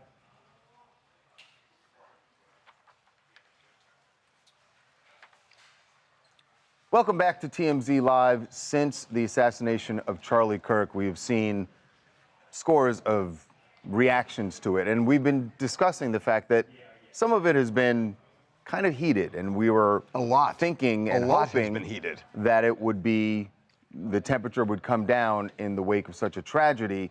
Our next guest is right in the middle of all of this, because Cenk Uygur is the founder of Young Turks, which is a huge platform. It leans left, but a huge national platform. Right. And Cenk actually had something interesting to say about Charlie Kirk's death, and it was actually very, very kind. And being that his group is progressive, some people felt like he shouldn't be embracing Charlie Kirk in that way. But Cenk has a perspective on this because he has spent time talking to Charlie Kirk, debating Charlie Kirk, and he's joining us now. Cenk Uygur, welcome to TMZ Live. Thank you, guys. I appreciate it. So, Cenk, this is just so interesting to me because this has been talked about now for a long time about, can you be friendly, cordial, can you even be friends with somebody who has political views diametrically opposed to your own? You're taking some heat for putting up, I believe you had a beer after debating Charlie Kirk, and you're taking heat from that. What do you say to the criticism? Yeah, so Charlie and I had a couple of interviews / debates, and then he invited me to America Fest, and I went on there, and I said 3 rules there and on other shows, including the Young Turks, which is when we disagree, we fight, but we have a beer afterwards. That's the second rule. And the third rule is when we agree, we unite. And so that third one we haven't gotten to yet. I want to get there real bad. But some folks on the left did not like the idea of having a beer with Charlie Kirk or Marjorie Taylor Greene or anyone else that they found to be too obnoxious. But it's not like I don't disagree with Charlie. I disagreed with him vehemently, especially on things he talked about, race. I'm from a Muslim background. Lately the things he said about Mamdani were outrageous, etc. But I would say to those on the left who are outraged by that, so what? It's America. So you don't have a right not to be offended. I'm from a Muslim background. Okay, so I'm offended by what he said. So then what do? I talk to our audience, then I talk to Charlie Kirk, and I talk to other people. I debate. I do things in the battlefield of ideas. But the more that we hate each other, the more that people push towards violence, the worse it gets. So we have got to draw the line. Nobody should unilaterally surrender in the battlefield of ideas or politics. But the more that we think that the other side is all evil, the worse it gets in America. We have to stop that. Our real problem isn't with the right or the left, it's with the extremes on both sides. Agreed, Cenk. We've been saying the same thing, Cenk. But I'm curious what you think of the reaction, because what you just said is, I believe, inherently true. But the reactions that I've heard have been people on the right saying, you have now woken us up, and now this is war, essentially. And a lot of people playing the scoreboard game, where they're saying, look, it's actually the left that is more violent, and it's the left that's killing people, and there's none of that uniting that was your third rule. And where do we go if that's what people want to do? If they want to play the scoreboard game, where does that leave us? Yeah, so I'm super worried about it because right now, you're right. People are saying, okay, all right, here's all the list of violent things that the right wing did. And that list is long. Now, unfortunately, here's a list of the violent things that left wingers have done. And that has become long. And that wasn't always the case, but it is the case now. We have to acknowledge that. But is it really the people on the left or the right? No, on the Young Turks, we've been saying for now over a year. And I say over a year, and we've been around 20 years. So it's not like I didn't engage in some of this stuff. And it's not like we didn't get overheated in some of our debates and our coverage, right? But what we're saying today is this is not helpful. This is not productive. You know, over 70 million people voted for Kamala Harris. Over 70 million people voted for Donald Trump. They're not all extremists. They're not all shooters of Charlie Kirk. They're not all people who did the riot on January 6th and don't believe in democracy, etc. There's a giant range there, guys. And if you think that we're all on the left defined by the person who shot Charlie Kirk, or everyone on the right is defined by the most extreme MAGA guy who says, you know, he loves alligator Alcatraz and can't wait for immigrants to be eaten by alligators, then we're all going to think that we're deeply evil. The other side is deeply evil, and we're all going to hate each other. And we're never going to be able to be united as a country. So I say to my own side, I'll start here because it's incumbent on us to start because of what just happened to Charlie, that I am not considering everyone on the right the same. I haven't done that for a while, and I'm not doing it today. And I'm not going to blame everyone on the right. It's not productive. We've got to focus on the fact that 98% of us actually agree on so many things, but we can't get there because of the two extremes that are driving people to hate us, to hate each other. I'm not sure whether it's 98% or 90%, but it's enough. You know, look, I've been around a long time, and I have seen an assassination of a president. I have seen attempted assassinations on a number of presidents. I have seen civil rights assassinations, wars. I've seen a lot. This assassination feels different to me because so many of the others, you always said it's a one-off, it's a wacko, it's somebody on a fringe. I don't know whether the fringe is becoming bigger to a point where you can't call it fringe anymore. And Cenk, I gotta say, I'm concerned about civil war. This one feels different to me. Yeah. So in parts, I agree with you, Harvey, and I'm worried that you're right that it's not the 2% that's extreme anymore, but all the way up to 10%, which is a big number for folks who are extreme in any country. And I would say it's these days, unfortunately, split evenly between the left and the right. I know both sides will say, no way, the other side is way more extreme, more violent, but all it does is get us into a perpetual cycle of arguing over who's the most extreme and who's the most violent. So I'll talk about my side, and I know I'll get flack for this too. But guys, are we really pretending that there aren't folks on our side now who hate the other side so deeply? No, they do. And what drives me crazy is that both sides are blind now. We were saying on the Young Turks that Joe Biden was too old and he couldn't run for president. He couldn't be president. And people on the left were like, no way, he's young and dynamic. And they really couldn't see how old he was and how, you know. Well, they called you a traitor. Yeah. Okay. So now on the right, they really can't see that, like they say Trump hasn't been vitriolic. Oh, come on, guys. Of course Trump's been vitriolic. Of course there's January 6th happened and people, and there were sick people on the right who were celebrating the guy, Paul Pelosi, getting hit in the head with a hammer. Jesus Christ. And now there are sick people on the left celebrating the death of Charlie Kirk. He had a 3-year-old and a 1-year-old. We can't, and you're right, Harvey. This feels different. This isn't just debating anymore. This is, and he's not a politician. We're now killing people for their opinions. And that is not America. Right. If we devolve like that, we'll be a different country and a much worse country. I think those should be the parting words for this segment, because I got to tell nobody could say it better. That was, you're right. Cenk, you're right, Cenk. Cenk, I think And thank you so much for being with us. I think, sadly, that there needs to be an amendment to your 3 rules that you say when we disagree, we fight, but we fight with words and not, absolutely, not taking it. And it's ridiculous that it even needs to be said. I knew what you meant when you said, when we disagree, we fight, but there are clearly some people who take it way beyond that. Yeah, and by the way, guys, last thing, that's why the second rule exists. Afterwards, you have to have a beer. Otherwise, the fight isn't just over words and opinions anymore. The beer brings you together so you don't hate each other. So if you want to honor his memory, whether you're on the right or the left, instead of attacking someone on the other side, go find someone from the other side today and have a beer with them, have coffee with them, talk to them, and find out why they think what they think. Begin that healing process today. Yeah. All right. How about a skinny margarita? Is that all right? Yes, allowed.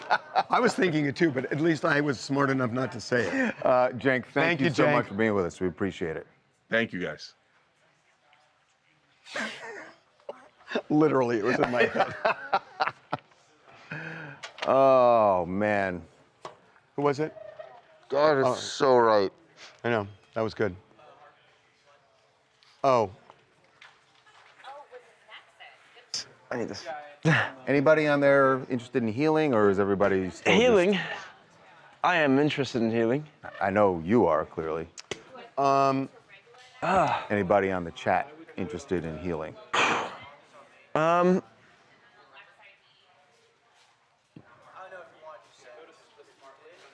Anything Some Cenk fire. said? Yeah, cut it. Together, unite, heal. The world is watching. Figure it out.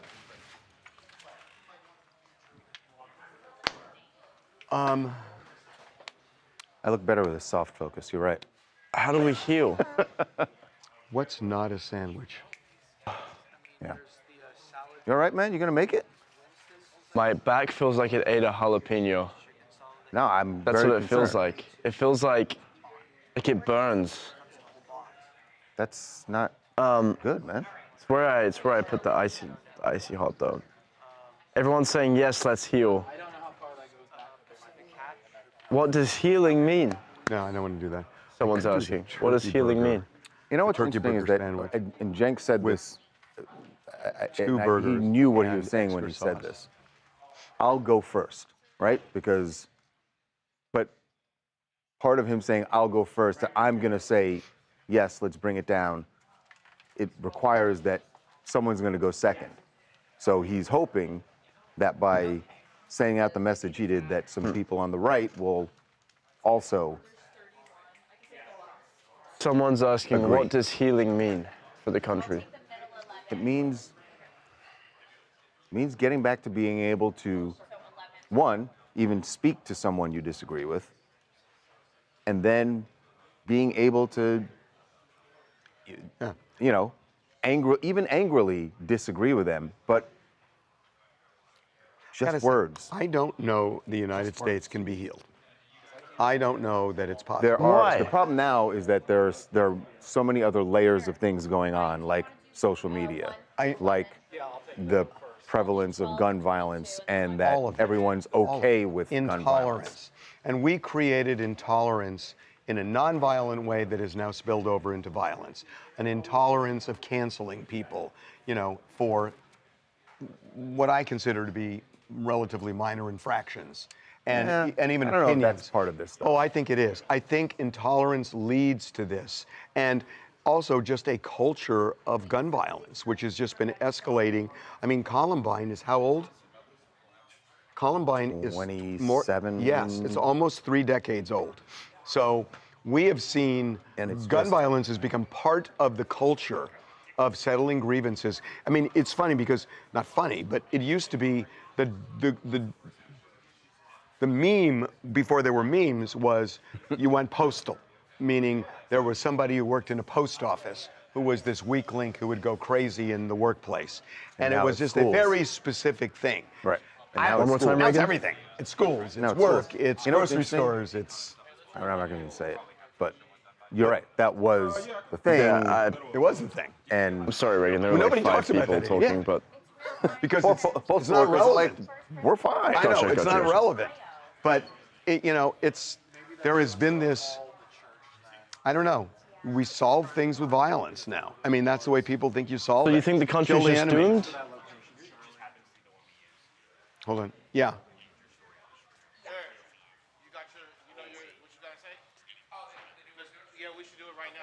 Well, that's a problem.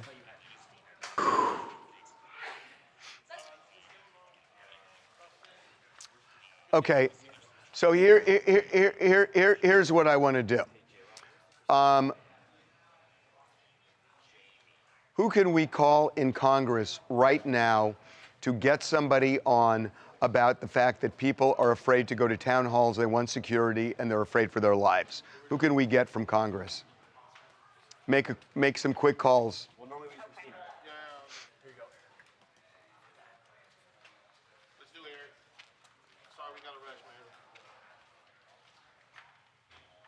So here's what we should do. Let's do the first half of A, and then we will leave. We will get somebody from Congress talking about this. Okay? You're not talking to TMZ Live, you're talking to me, right? No, we're talking No. TMZ Live. Oh, Live. apologies.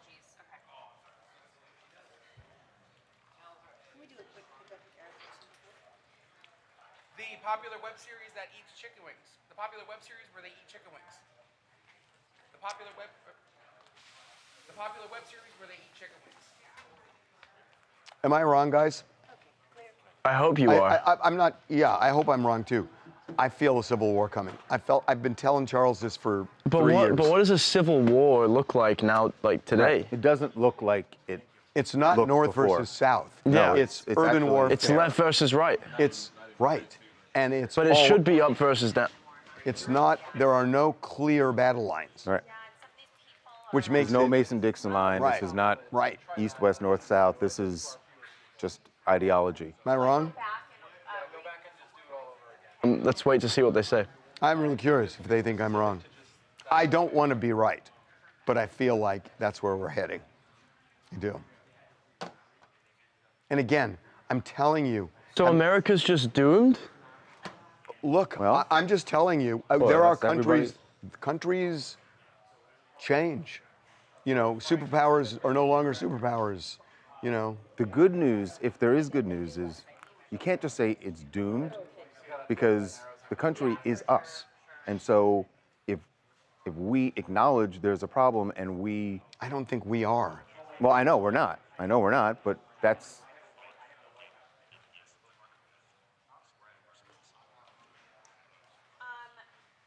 Okay, good.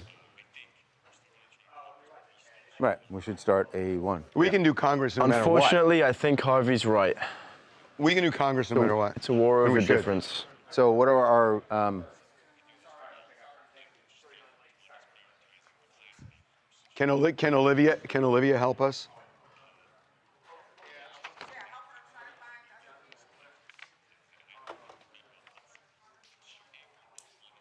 Kill my mic. I don't know if you guys can tell, I'm currently sitting down. Does it look like? Is that what it looks like?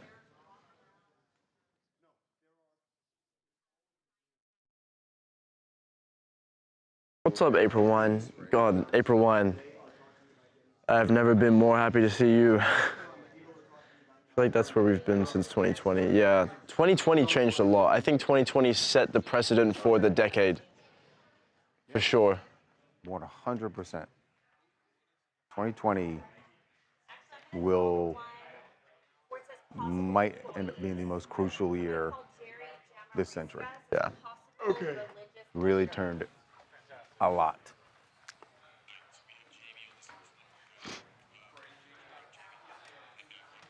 Reagan beats.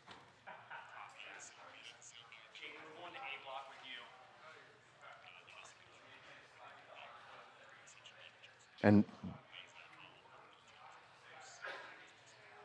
all right.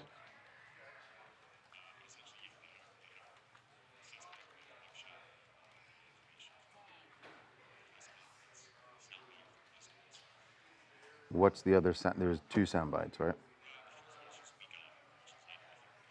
Stephen A. Smith for president and Harvey as there's more VP will in that stop the beyond Civil the War. Wait a minute, who? Isn't there? Stephen A. Smith for president and Harvey as VP. Okay.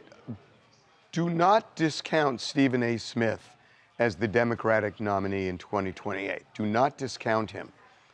You know, people think I'm crazy. Do not discount Stephen A. Smith. Like him or not, he cuts through.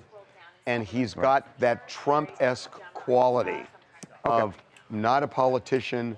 I can speak to the people. I speak in English. I don't speak political.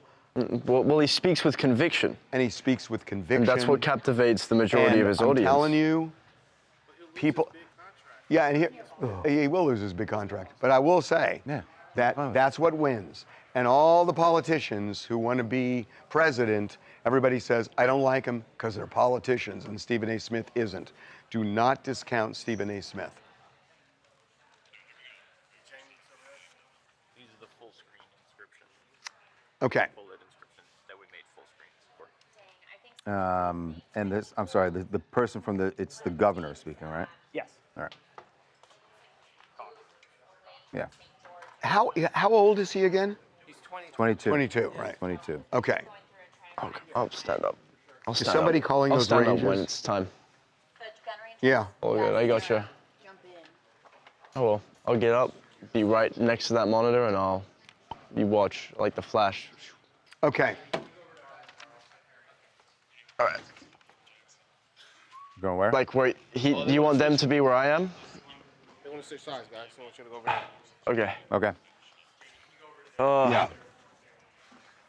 Okay. All right. Ready? Yeah. Okay.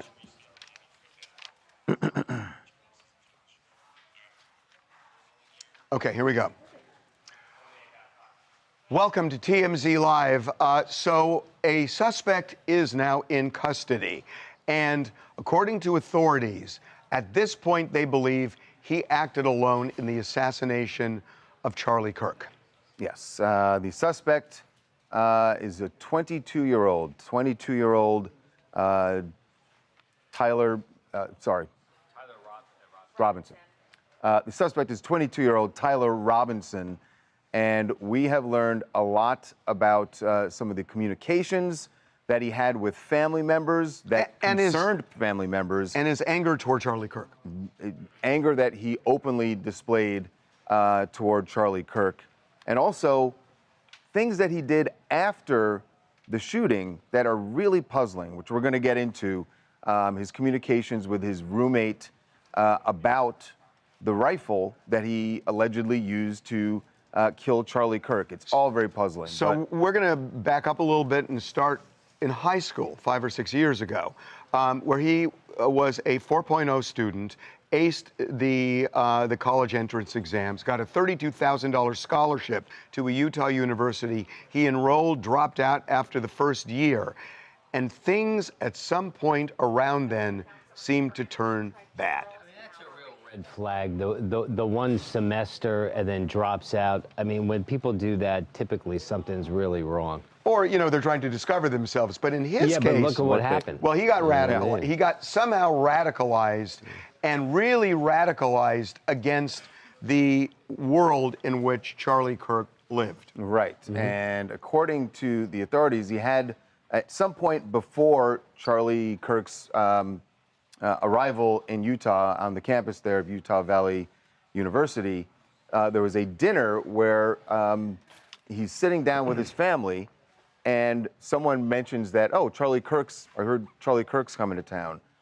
And what we were told by authorities this morning is that he went off and just said, that guy, Charlie Kirk, is full of hate, and he is spreading hate across America, and made it very clear that how he feels about Charlie Kirk.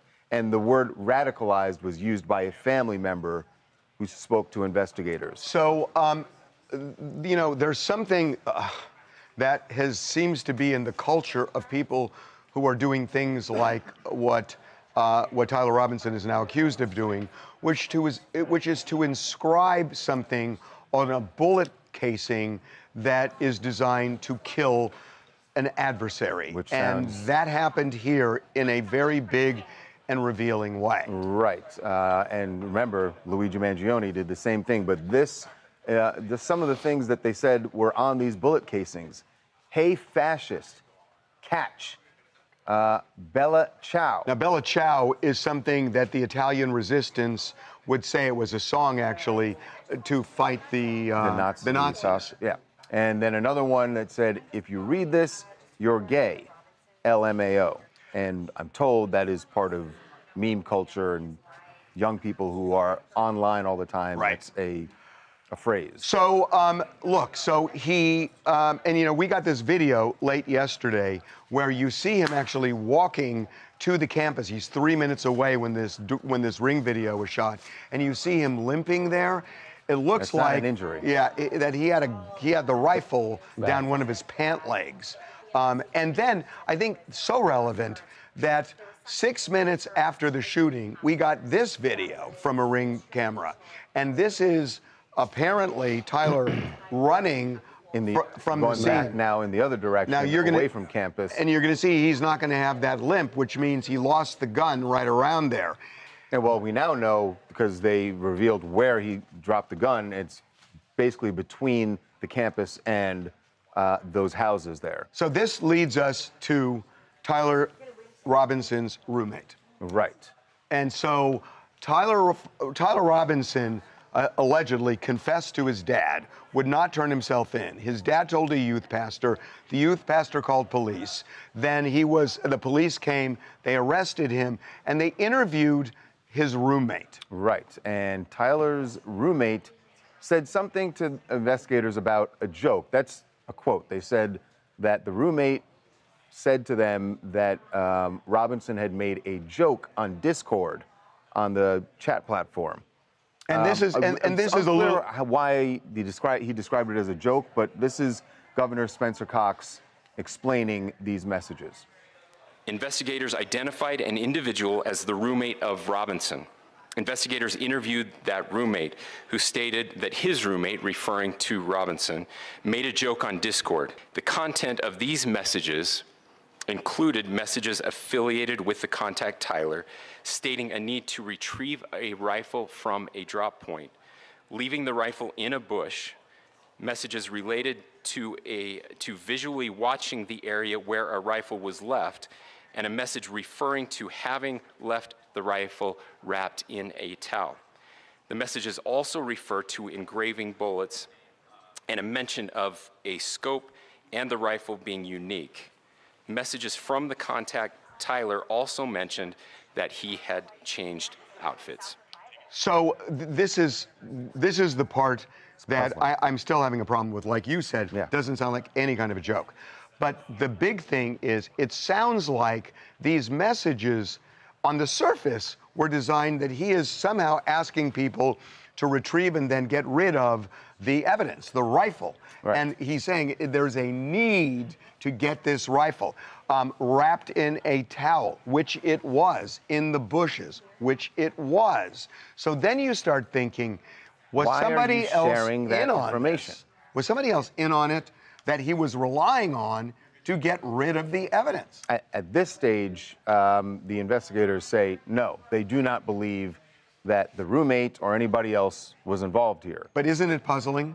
It's puzzling that he's sharing that Tyler Robinson is sharing this information with someone and saying they're in the bushes. There were bushes all over the place. Roadmap to basically find the evidence that is going to do him in. It almost sounds like he wanted to be captured at that point, but or he was relying on somebody, because he was so vague about where bushes, you know, that somebody knew that you're going to find a towel in a certain bush and you're going to be able to find the rifle and get rid of it. It doesn't, right across the street from the campus. It doesn't seem like a statement that would just exist by itself, right? Like it seems like something else would have been said prior. Right. That's exactly. Why are you going to tell someone, just go pick up a rifle right across from the campus where they know that this murder has happened? But we should say, we want to be really clear. They have not in any way implicated the roommate. No, they have said that they believe he acted alone. He wasn't specific, Tyler, and he sounds mentally ill to me. Maybe he just sent in. I mean, anyone who commits. I mean, this guy. Well, I don't think they've evaluated that yet. No. But I mean, he just like. I don't think we should discount the fact that he wanted. they say this, FBI profilers say this about people who commit assassinations, and they may run at first, but they know that being captured is how their message gets out, right? So you think he wanted to Well, be he left, captured? he left a Then- message on the inscription of the cartridges, and there have been plenty of people who try to get away. So I don't know that we know that so far. It's just odd. Hi, I'm Ashley from Arizona. First and foremost, I want to express my condolence and prayers and thoughts to Erica and her 2 children, the rest of the Kirk family. I can't imagine what they're going through. Like, we have, whether we've agreed or disagreed with his thoughts and opinions on any matters across the board, we've followed him. He's been an influencer. So it's been really hard to watch. But there's a sliver of peace knowing that the person who has assassinated him is at least in custody. And, we'll find out more as the trial, unveils and all of that. But this is never going to end unless I liked what your guest that you had earlier on had to say about coming together. Whether you're left or you're right, we should be able to sit down and have a beer together at the end of our differences. And there has to be some middle ground made if we're ever going to make a difference. You know, what she said about a trial is interesting. I was thinking about it this morning. Do we end up getting a trial? They've already said they're going to go for the death penalty. Would prosecutors accept a plea deal? Well, remember, that was a huge issue with Brian Kohberger. Right. It does not feel that way in this case. Right.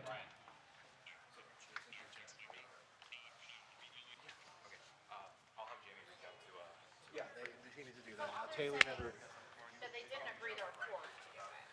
But they're doing it. Oh, okay. Jackson? He couldn't leave with the gun.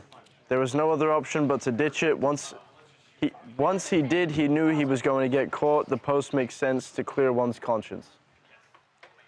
To clear his conscience? I mean, they wouldn't know necessarily that that roommate would ever divulge it. So guys, there's something that we just don't know about this. It's just so odd to make a vague reference, like Babcock said, you make a vague reference to a bush. Well, somebody would have to know which bush to look at. And he's not stupid. And so was there any discussion before this about a particular bush where a gun would be, shrouded in a towel? Yeah. It's just odd. Yeah. It's just odd. Prosecute. I think it'd be really good. I think that's a really interesting element to this, yeah. He was also registered as nonpartisan. He did not align with left-sided views. No, that doesn't mean he didn't align. It just means he didn't like the Democratic Party's view. He could have been further than the Democratic Party. Where are we going, Kyle? That's possible, too. Or not. And by the way, being unaffiliated is what everybody's doing these days, or a lot of people. The country has had problems with radicalized domestic terrorism. Is this going to make things worse? It's so weird. I really believe Charlie Kirk's murder is different. It is different than all the others that I've seen. This feels like the way people are settling political differences now. I know it's... Or names. I know it's one, but it's a big one. It feels very ominous. Yes. Okay. And just the way people are reacting to it and saying that, you woke us the fuck up. What does that mean? Thank you, sir. I don't think the roommate knew. I think he found something and sent another person the message saying, "What the hell?" What are we doing, Kyle? Charlie Sheen. We're gonna shoot Charlie Sheen now in 10 minutes. Classmate. It's gonna be doesn't want his name or image. Charlie Sheen. Charlie Sheen's daughter reacted to the documentary, has like tears, and was like, I didn't realize that my dad got sober for me. This is gonna be somewhere. Right. I'm gonna. Because you're I'm thinking just gonna stay and break until I roommate need to is go. gonna be I won't sick. have anyone tap in with me. Earlier than. And it's early. Right. And you guys are setting up the shot, so I'm not gonna have anyone tap in for me earlier than when I need to go. Turn his camera on. So where is this Around going to be? 11:40-ish, Yeah. 11:45-ish, I'll de-rig it. Oof. I really If we want get to a get this congressman, I'd interview like with the that to be Classmate up on YouTube. Maybe we'll just do F long, like 4 minutes with a congressman if we can get him. No, no, you can't have. Yeah, if we get congressman, we'll make E, we'll make this F. Oh, okay. So we don't have to do this. We're just doing it. We're doing it. It'll be content somewhere as for how long it is. Got it. Right. Got it. Okay. But what is it? It's Charlie great. Sheen's What is it we're daughter. doing? This one's Sammy, because Lola was in the documentary. She watches it. She posts the video where she has like Oh, so water Sammy all in her posted a eyes, and video. she's like, it's a 10 out of 10. Sammy the one he's not. Oh, it's not a talking song? to Not because- It's just there's music Sammy, underneath yeah. it, but Because she's on looking OnlyFans. emotional and Yes. saying, "I didn't know I was the reason he got sober." Yeah, and it was a 10 out of 10 documentary. What does that mean? She said She 10 said out the of 10. documentary's great. It's good. Got it. Thank 10 you out for of 10 is good. Thank you for that help. Yep. Sunblock.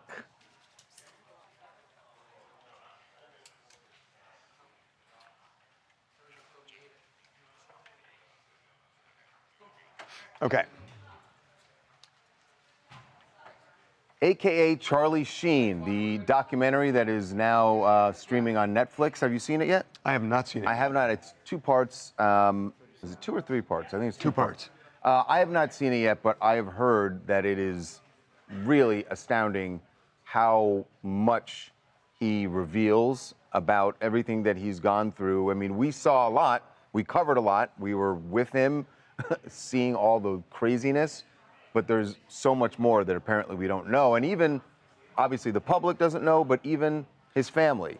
You know that Charlie has been estranged from his daughter, Sammy. They had a very public blowout when she joined OnlyFans. He disagreed with that. But apparently she did watch the documentary. And it was extremely emotional over what she saw. She did not know that Charlie Sheen said in this documentary that Sammy is the reason he got His sober. daughters were the reason. His daughters. Both were the reason that he Sammy got and Lola. sober, which I find fascinating because his daughter Lola was in the documentary and talked about how hard it was for her to have a relationship with him when he wasn't sober, but like how like grateful she is now. So I find it weird that Sammy is just now finding out that she was the reason that he got sober watching the documentary, that they didn't have a conversation ever before, that he's never reached out to her because she posted in April, but they haven't talked in a year. So it's like, I wonder before the estrangement. Yeah, it's like, did how she it did not come up? like really believe that that was the reason, and then she watched this documentary and saw the pain There and was like actually heard it? there was and a it lot of contentiousness over OnlyFans. Yes. That was a big deal. That was a big deal. Well, yeah, he was like, I can't believe she's doing it, but then he kind of came around her when he saw how much Right. money she was That's making, right. and then Denise got on it. But I'm hoping that this documentary can heal their relationship. It's sad that he they're can come back together. Yeah. Yes, because it's her dad. It's her dad. Like, you want them to be able to talk and have a loving relationship. So hopefully this helps. Yeah, I mean, it's really. I sat down with Charlie. Gosh, this must have been going on 2 years ago, right when they were starting this documentary. Spent a couple hours with him, and he was 2 years ago just a different person from the person we covered for so many years. I mean, he was sober. And even he at was that point, he lucid. was about 6 years into sobriety. Right, but he was on his game. He was on his game. Gabriel in Maryland. I think that it's easy for folks to forget that our parents are just adults trying to figure it out, just like we are. Right. And it's so great to see like so much public support coming in for Sammy, which also shows that there's a lot of other people that are dealing with similar things with their parents. So glad that they have this opportunity to hopefully move forward, because a lot of people don't get that opportunity. It's true. Yeah. It's true. And if a documentary does it, so be it. Okay. I'll tell you, when I was shocked when I spent a couple hours with him, and it was like nobody didn't resemble the person we had been covering for all those years when things were just insane. And we knew him then, so it was crazy. Is that you now? You now. Dude. There's new documents filed for the Taylor Swift thing. She's saying she did not. So how to just say this is a. Oh, really? Yeah, and that she only said if she was forced to do it, these are the dates that she could do it. Well, she's That gonna. She has no involvement. If she gets subpoenaed, it's not her choice. Exactly. It's not her choice. Well, so I mean, that doesn't make sense. She's been subpoenaed, right? I mean, Brian Friedman subpoenaed her, right? Yeah, it's not a phone call, it's a subpoena. Can I have one? Yeah. It's the lemon one, or the lime one. Yeah. Carb loading, are we?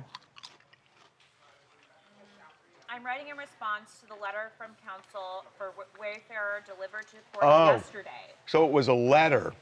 So As she is counsel, they're saying they just learned about the deposition 3 days ago. right, but she hasn't been subpoenaed. This sounds like a letter is not a subpoena. Got it. So that's what they're saying. I don't want to do it. I'm not going to do it via letter. But if I'm subpoenaed, I guess I have to. But I can only do it on these dates. Wayfair made it sound as though she was voluntarily doing it. Right. Do you care to do a pickup for live, or do you think it's okay? No, I think we got it. Because he's going to subpoena her. Right. By the way, where are we going right now? What are we doing? By the way, in about like.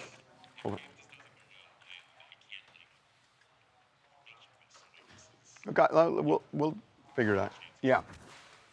Tell us, this is a high school classmate? Middle and high school.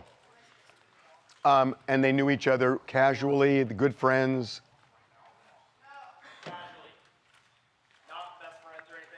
But they knew each other over the years, were in classes together. Okay, got it. Let's do it. Let's do it. You're not going to see him. We're not saying his name. This is a boner, essentially. Okay. And this is C Block, right? Hey, how it's you Harvey doing? and Charles. Thank you so much for talking to us. Of course. So we are going to start like we told you, our producers told you, we're not going to use your name. Obviously, we're not going to see you. So we just want to get kind of an honest take on your observations. Yeah, absolutely. Okay, here we go. Thank you. Here we go. Okay, yep.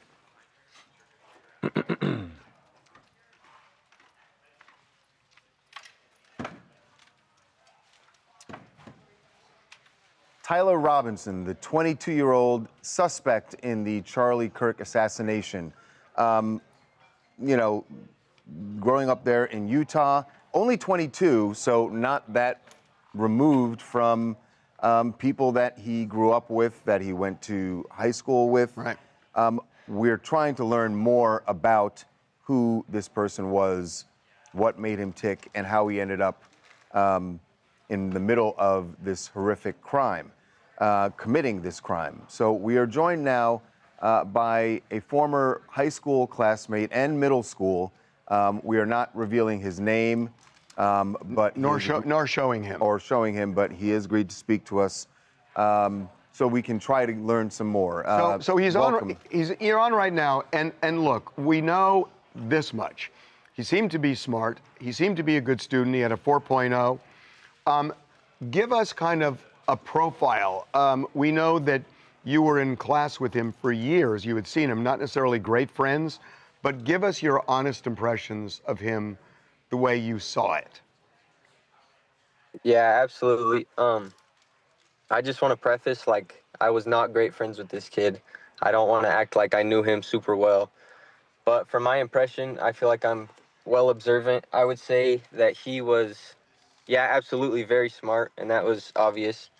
But I feel like he was just kind of one of those goofier kids. Like, I can picture him laughing in class and having friends.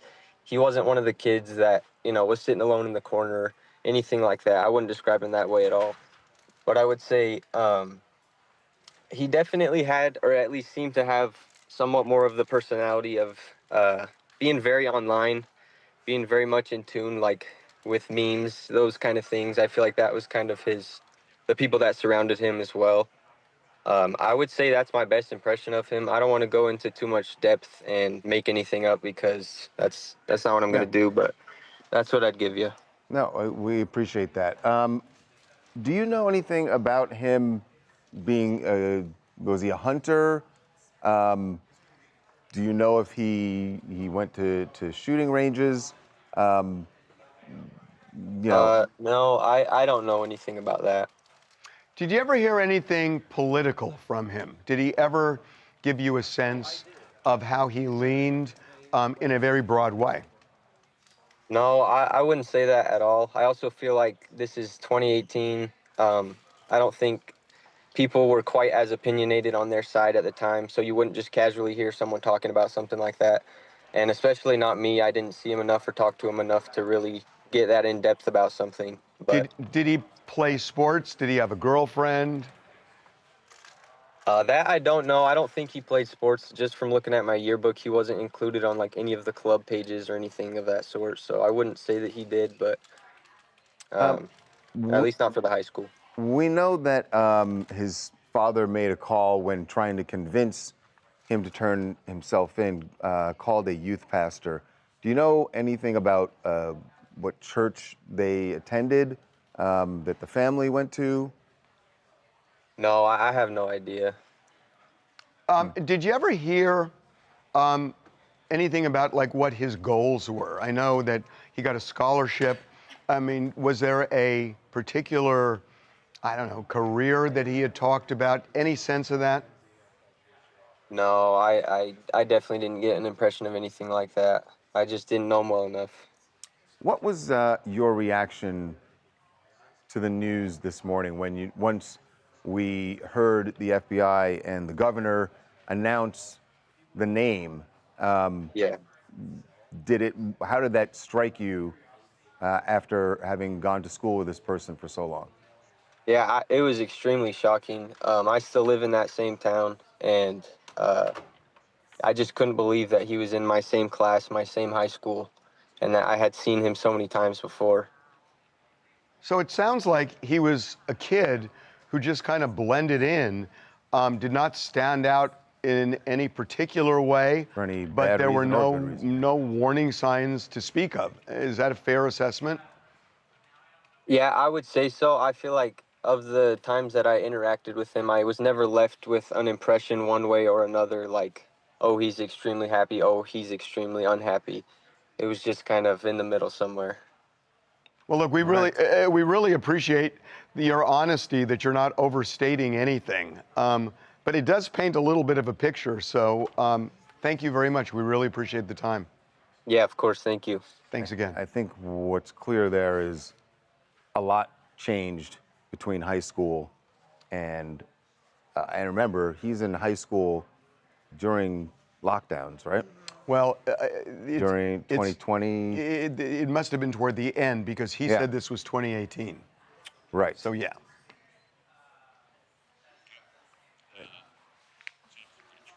I got Sammy. a D-rig. No. So someone can tap in for me. I think that's good because it really gives him credibility too.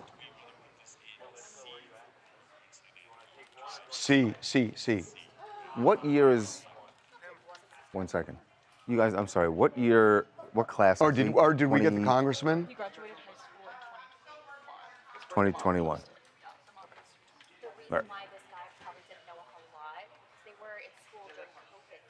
Right. That's what I was just thinking. It's what because. He said 2018 is because he said in the state of Utah, middle school is 8th grade, or high school is 8th grade. Right. So 2018 8 to would have 12. been 8th grade. Yeah, 8 to 12. So but like 9th grade through 12th grade for regulars would have been. What did you have?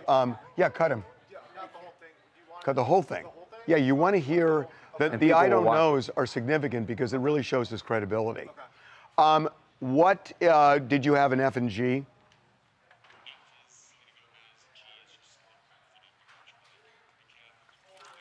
So let's do this. Let's do F and G.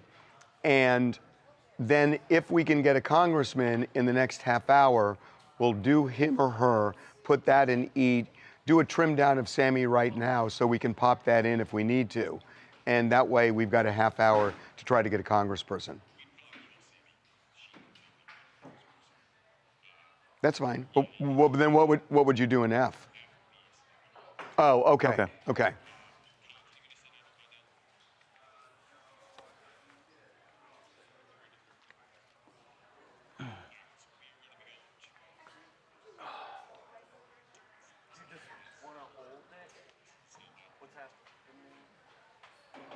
The soundbite is her walking in with Benny. What happened? He's de-rigging, so we were just getting someone else on cam one real fast. She does what with Kai Cenat's sister?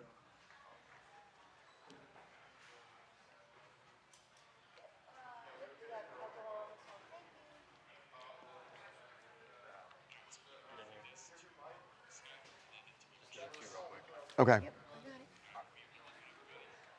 Yes. Can you guys punch up camera one now?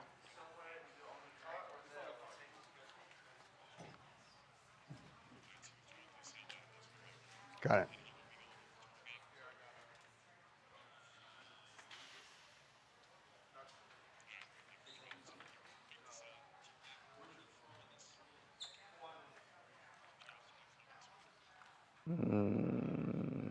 I don't think No. so. Oh, you said 4 minutes?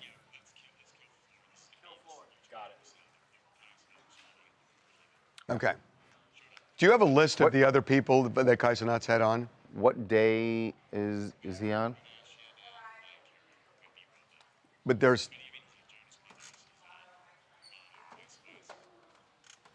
Okay. Start saying in our ear as we're talking. All the people. Well, okay. No, I can remember those, but there were other big ones too. 5 seconds of summer. 5 seconds of summer. Don't forget them. No, I don't think they were. No, they were at the Jonas Brothers. No, I think they were. No, it's big. What are they called? Big Down Under, or no, No, big. Right. Big Time Rush. Big Time Rush. That's who was on. Jonas Brothers. Who was it? Who was No, it? no, you don't Kai want to know about Cenat. Jonas. Who was it? Kai Cenat. Big Time Rush. Big Time Rush. Big Time Rush. Benny Blanc. Yeah. Okay, here we go. What day is he on? Of the Mafia-thon here?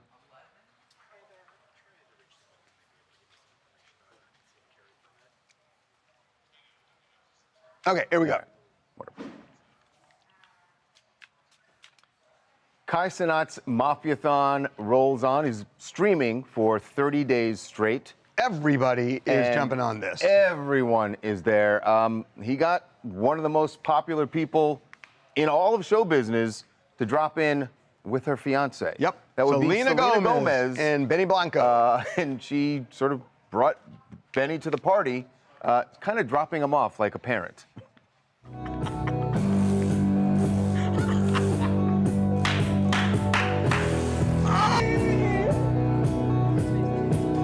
Benny! Selena! How you doing?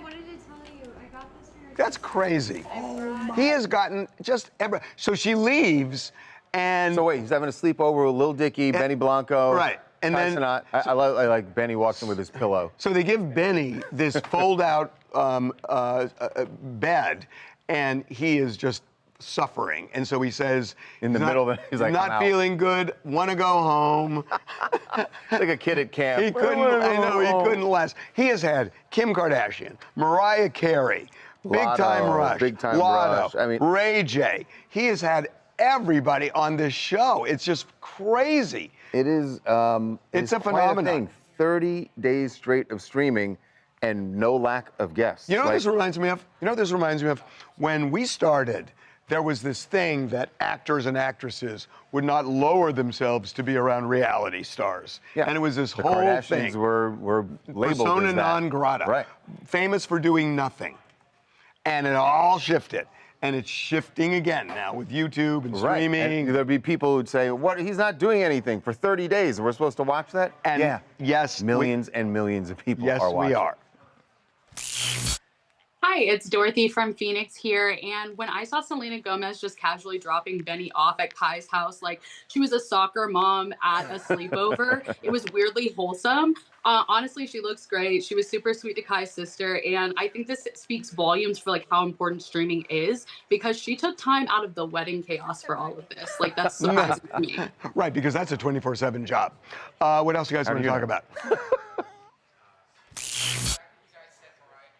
Let's get started on Charlie. This is Ebony from Long Island here, and I think it's an insane turn of events as to the new news on who actually ended up taking his life. And I think that the narrative that was pushed kind of turned on his head. And now people are kind of confused as to what they should say or where they should stand based on who he was and what he represented, and the fact that a life taken is a life taken. I think people are really trying to weigh their balance in between that right now. Well, it is a life taken, and it should be viewed as such, right? Absolutely. Absolutely. No matter what, at the end of the day, no matter what political party you belong to, violence begets violence. And that's really what it is. That is the truth. Yep. One more. Hi, I'm Jamie from Cleveland, Ohio, and I'm here to talk about Taylor Swift being summoned to testimony with the Blake Lively, Justin Baldoni stuff. I think it's pretty major that she is being called. Being one of the most powerful celebrities in the world, her time is super valuable, and I don't think that she would agree to this, or her legal team would even agree to this if she didn't have a reason. Two things are true. She has Life of a Showgirl coming out in October, and I feel like she wouldn't do this if it wasn't worth her time and the truth wasn't worth her time. So I feel like having her testimony adds credibility to the Wayfair case, and I just am really excited to watch it all unfold. Well, let me just say a couple of things. One is, it's not Taylor's choice. She may be real powerful in show business, but right now they sent a letter to the court saying we intend to call her. She says, I'm not going to go unless I'm forced. And they can force her with a subpoena, which will be coming, and then she has to do it. And Life of a Showgirl is not an excuse not to sit for a deposition. You don't know if the judge is, even if the judge is a Swiftie. All right, so we're now in the streaming sphere. When do we do our own marathon stream? Oh, God. And how long are we going to do it? It feels like we've done a marathon stream. We could easily go 6. We went 7 hours on Wednesday. Yeah, we did go 7 hours on Wednesday. 7 hours, yeah. And they're wondering and it felt like it. They're wondering when are you going to jump on Kai's stream? He'd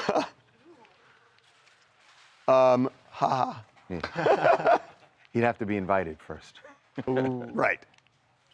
But no, people are like. That's cool though. It would be very cool if you did. But. I go to sleep at 7. Okay.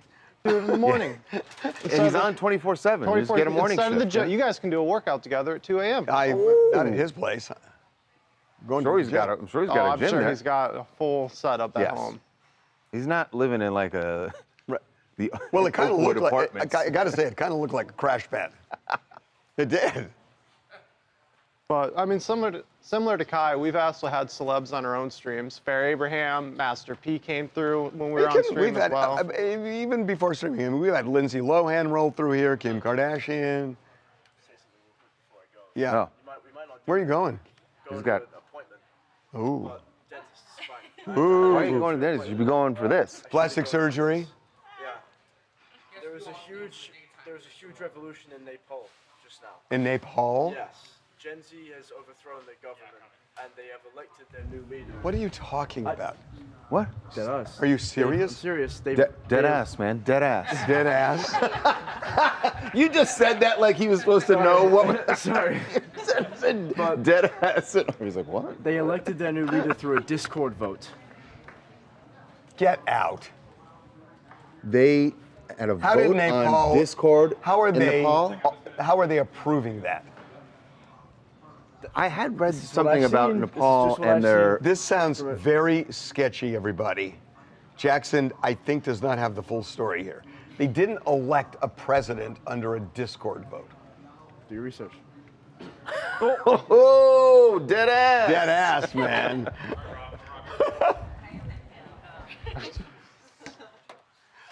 Has somebody explain to me whether he's clowning us or whether this is real? Who did it? New York Times said what? Their headline is Nepal social media ban backfires as politics move to Discord. The next poll PM. Yeah, Harvey, you're hot. Gen Z protesters have chosen next Paul PM on Discord. That doesn't mean he's the next. That just means that's who they want. Jackson, Wait, there's no. you are not. You're live ass. You are not dead ass. That's Yeah. Who? Okay, stop it. I don't want to see this. Oh, what's the federal case? Look at this. After Gen Z overthrew the government, Nepal elects via Discord vote. That doesn't mean it's the prime minister. Read the full headline. After Gen Z overthrew the government. How did it overthrow the government? Read the. Well, no, it's not the headline. Okay, show me the article. I can't read. Nepal just pulled off the ultimate Gen Z revolution by protesting over social media and toppling the government. The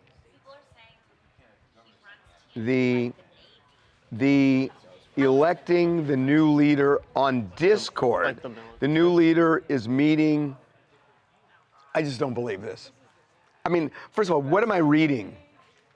Is this, am I reading a social media post? Dude.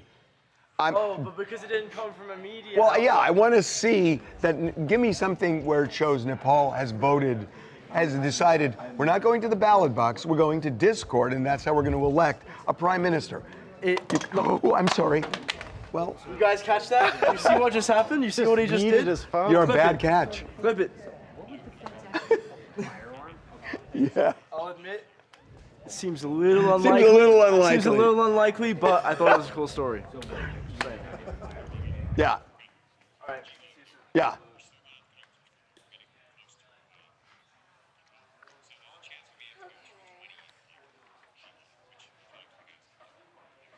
What are we doing for G? Yeah, we can easily do that.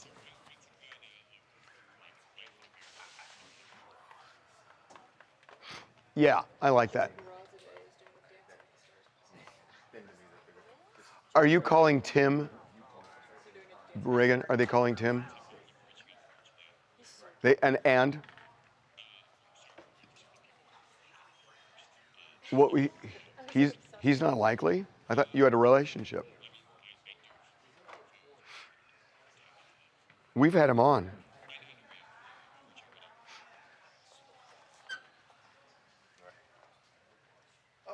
On the phone.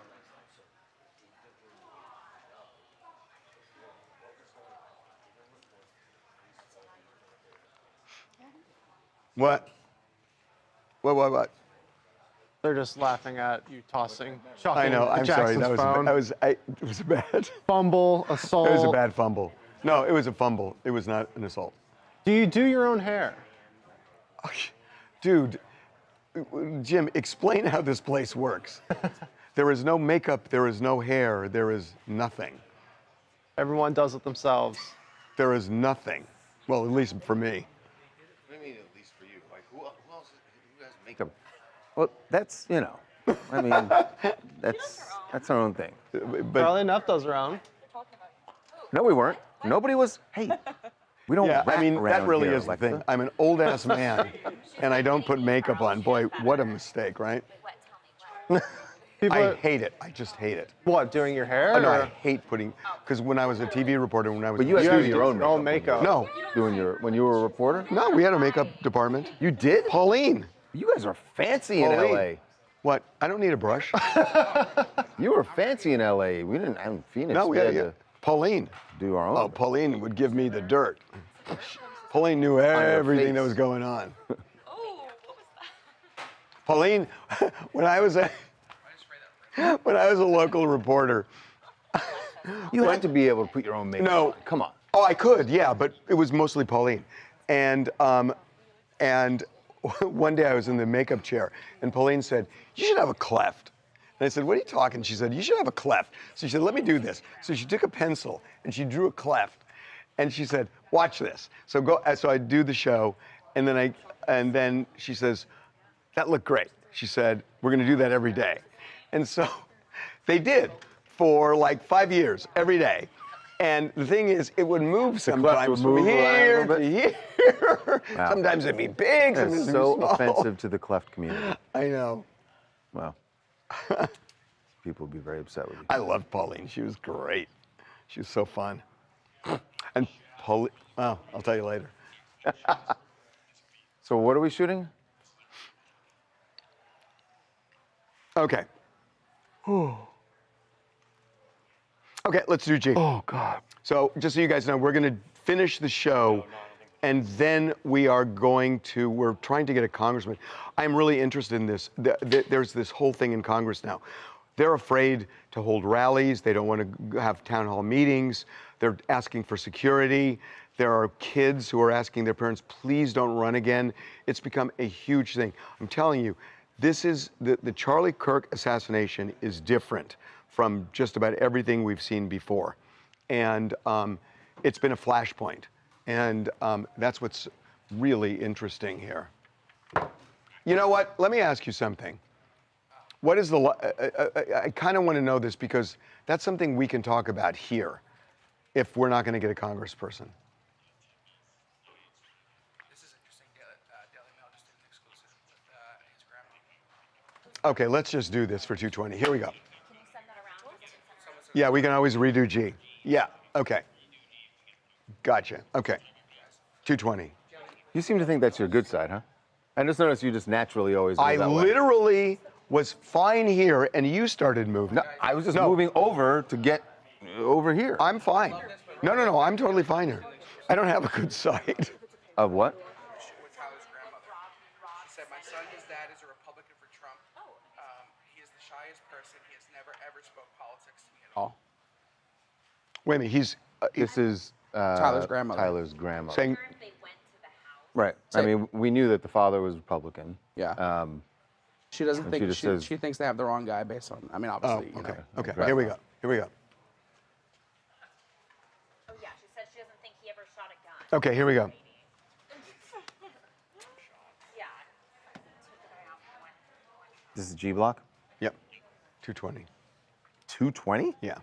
I'm going to start it. You know, we talked about this earlier, that, you know, there is something different about the Charlie Kirk assassination from so many of the other violent cases where people are killed. There's a flashpoint here, and I think it's played itself out today, last night and today in Congress, because there are congressmen that are openly saying, I am afraid to hold a town hall. I need security. They've gone to Mike Johnson and asked for security.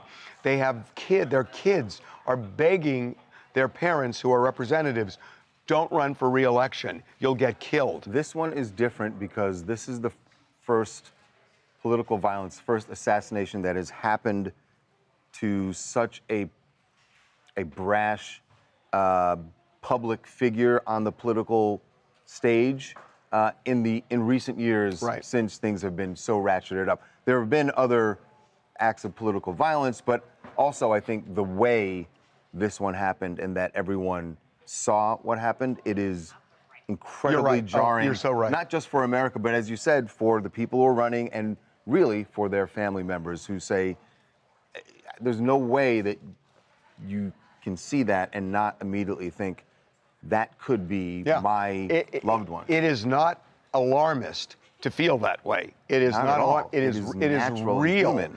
And it really does get to the point that we've been talking about for a long time, which is where this country is going, and that if you have people afraid to run for office, afraid to interact with their constituents for good reason. Right, rightfully afraid. And where is our democracy? What is left? You lose democracy when you cannot actually interact, do the most democratic thing, which is interact with your have candidates that you have free elections for.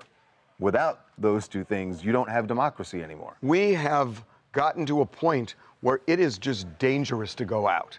And, you know, it used to be, there's a term, agoraphobia, which is a fear of going out. It's not a disease anymore, it's a reality. Yeah, it really is.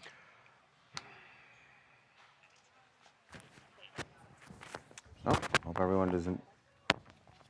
Oh, sorry about that. You want to let them know next week we'll be doing headlines and picking lunch. Yeah. I just this was not the right. This just wasn't the right time to do that. But we will hopefully get back to, you know, doing what we did. Get back to a lot of things. Yeah. Cool. You just got to kind of. I got to run over to the station. Okay. Have a good weekend, everybody. So just keep it up on. person on Monday. There's people that wanted to do it.